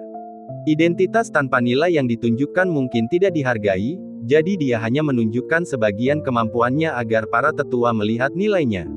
Adapun persaingan istrinya Liu Qingqing untuk memperebutkan gelar orang suci, itu dapat ditangani dengan mudah. Kamu juga mengalami perjalanan yang sulit, pergilah beristirahat lebih awal. Selain itu, jika ada sesuatu yang kamu butuhkan untuk kultivasimu, selama itu ada di gudang Gu Hall, kamu bebas mengambilnya. Sebentar lagi, orang tua ini akan memberikan perintah-perintah ini, dan tidak ada seorang pun yang akan menghalangi Anda. Sang tetua agung mengangguk lagi, segera menawarkan beberapa manfaat. Meskipun aula Gu berada di kota Duanbei dan mengirimkan 90% sumber daya kultivasi yang dikumpulkan dari tanah tanpa tuan ke keluarga tersebut tiap tahun, masih ada cukup banyak persediaan yang terkumpul sebelum mengirimkannya kembali, jadi dia tidak perlu khawatir mengenai kebutuhan kultivasinya. Terima kasih, Tetua Agung. Kalau begitu, junior ini akan pergi dulu. Mendengar ini, Gu Changge membungkuk hormat sebagai ucapan terima kasih lalu berbalik dan melangkah pergi. Saat dia sampai di pintu, penghalang isolasi juga menghilang. Material surgawi dan harta duniawi tersedia untuk penggunaan biasa, sebuah hak istimewa yang bukan sekadar lelucon, bahkan kepala keluarga hanya menerima gaji bulanan tetap setiap tahun. Namun sekarang dia telah menjadi satu-satunya pengecualian. Sesungguhnya, seseorang tidak seharusnya terlalu menyembunyikan kekuatannya. Sambil memikirkan hal ini, dia melangkah keluar dari aula besar. Di luar, Gu Qianjun tampaknya telah menunggunya setelah mengantar Liu Qingqing dan yang lainnya. Tuan muda, dia menyapanya begitu melihatnya muncul. Di bawah pimpinannya, keduanya menuju ke penginapan yang disediakan oleh keluarga Gu. Kakak Qianjun, sepertinya aku tidak melihatmu di sekitar rumah. Mengapa kamu memperlakukanku seperti ini? Tanyanya santai sambil jalan. Menjawab pertanyaan tuan muda, aku bukan dari garis keturunan langsung keluarga Gu, tapi aku beruntung, terlahir dengan bakat yang baik, dan setelah menerobos ke alam mendalam jangkauan, aku ditugaskan ke kota Duanbei. Penatua kedua telah menunjukkan kebaikan yang besar kepadaku. Anda adalah cucu kandung tuan muda dan tetua kedua, nyawa Gu Qianjun adalah milik Anda, tuan muda. Saya siap mati untuk Anda kapan saja, tanpa sedikit pun kebohongan. Gu Qianjun tidak menjelaskan banyak tentang apa yang sebenarnya terjadi, tetapi nadanya sangat tulus. Kalau begitu, di kota Duanbei, aku akan bergantung padamu untuk banyak hal. Karena dia tidak menjelaskan lebih lanjut, Gu Changge memutuskan untuk tidak bertanya lebih jauh, hanya memberinya senyuman dan menangkupkan tangan untuk memberi salam. Tuan muda tidak seharusnya mengatakan hal seperti itu. Gu Qianjun buru-buru minggir ke samping, tidak berani menerima isyarat itu, dan terus memimpin jalan. Sepanjang perjalanan, mereka bertemu dengan beberapa diaken keluarga Gu, yang semuanya menatapnya dengan rasa ingin tahu. Setelah Gu Changge pergi, 3 orang di dalam aula besar butuh beberapa saat untuk kembali sadar. Bukankah latihan ini terlalu dini? Mengapa tidak menunggu sampai dia menerobos ke alam reruntuhan? Tetua keempat menyarankan. Dia punya pendapatnya sendiri, Dan karena dia sudah datang, dia pasti sudah mengambil keputusan. Gukuang menggelengkan kepalanya sedikit. Bahkan dia agak terguncang oleh cicitnya kali ini, pikirannya dipenuhi dengan lebih banyak pertanyaan daripada kedua tetua agung. Sungguh aneh, bahkan setelah memeriksa tubuh cicitnya saat dia kembali ke keluarga Gu. Sangat disayangkan bahwa orang-orang ini tidak menyadari karakteristik tubuh Dao yang diperoleh. Di mata mereka, bakat Gu Changge hanyalah tubuh roh yang diperoleh. Lagi pula, bahkan di negara bagian tengah, orang hampir tidak bisa menemukan beberapa orang dengan tubuh Dao yang diperoleh, jadi tidak mengherankan bahwa beberapa orang yang belum pernah ke alam gerbang surgawi di negara bagian tengah tidak menyadarinya. Apalagi yang bisa kita tawarkan padanya? Bahan-bahan surgawi dan harta karun duniawi tersedia untuk digunakannya, kami bergantian menjaganya, dan personel dapat disesuaikan dengan bebas. Sepertinya tidak ada lagi yang bisa kami berikan. Mungkin, aku akan meninggalkan istana samping tempatku tinggal saat ini, dan aku bisa tinggal bersama keempat di satu istana. Sang tetua agung, sambil membelai jenggotnya, masih merenungkan manfaat apa yang bisa ia berikan untuk anak ini. Bakat seperti ini belum pernah ada sebelumnya dalam sejarah keluarga Gu, meremehkannya tampaknya tidak adil. Kelihatannya bagus, kata Gu Kuang sambil mengangguk sebelum tetua keempat bisa menjawab. Hah! Tetua keempat membuka mulutnya tetapi tidak menolak, bagaimanapun juga, istana samping itu cukup besar, dengan banyak kamar, bahkan kamar-kamar terpencil, jauh lebih baik daripada halaman-halaman kecil yang biasa. Pengaturan semacam itu biasanya diperuntukkan bagi para tetua di alam gerbang surgawi. Namun sekarang, saat mereka menawarkannya kepada Gu Changge, mereka merasa itu tidaklah berlebihan, sebaliknya, mereka selalu merasa bahwa mereka tidak cukup menawarkannya. Beberapa saat kemudian, sang tetua agung, setelah menenangkan hatinya yang terkejut oleh Gu Changge, menjadi orang pertama yang menyampaikan keputusan dari musyawarah terakhir. Setelah mengantar tuan muda ke halaman rumahnya, Gu Qianjun memberitahu bahwa dia tinggal di halaman sebelah, yang diatur oleh tuan tua, agar mudah melayani tuan muda saat dibutuhkan. Dan Gu Changge memperhatikannya pergi sebelum mendorong gerbang halaman. Pelataran di sini sangat mirip dengan pelataran dalam keluarga Gu, masing-masing memiliki susunan isolasi sederhana, sehingga tidak menimbulkan kekhawatiran akan privasi. Meskipun susunannya tidak kuat, penyelidikan apapun tetap akan merusaknya dan memperingatkan penghuninya, yang terutama berfungsi sebagai peringatan.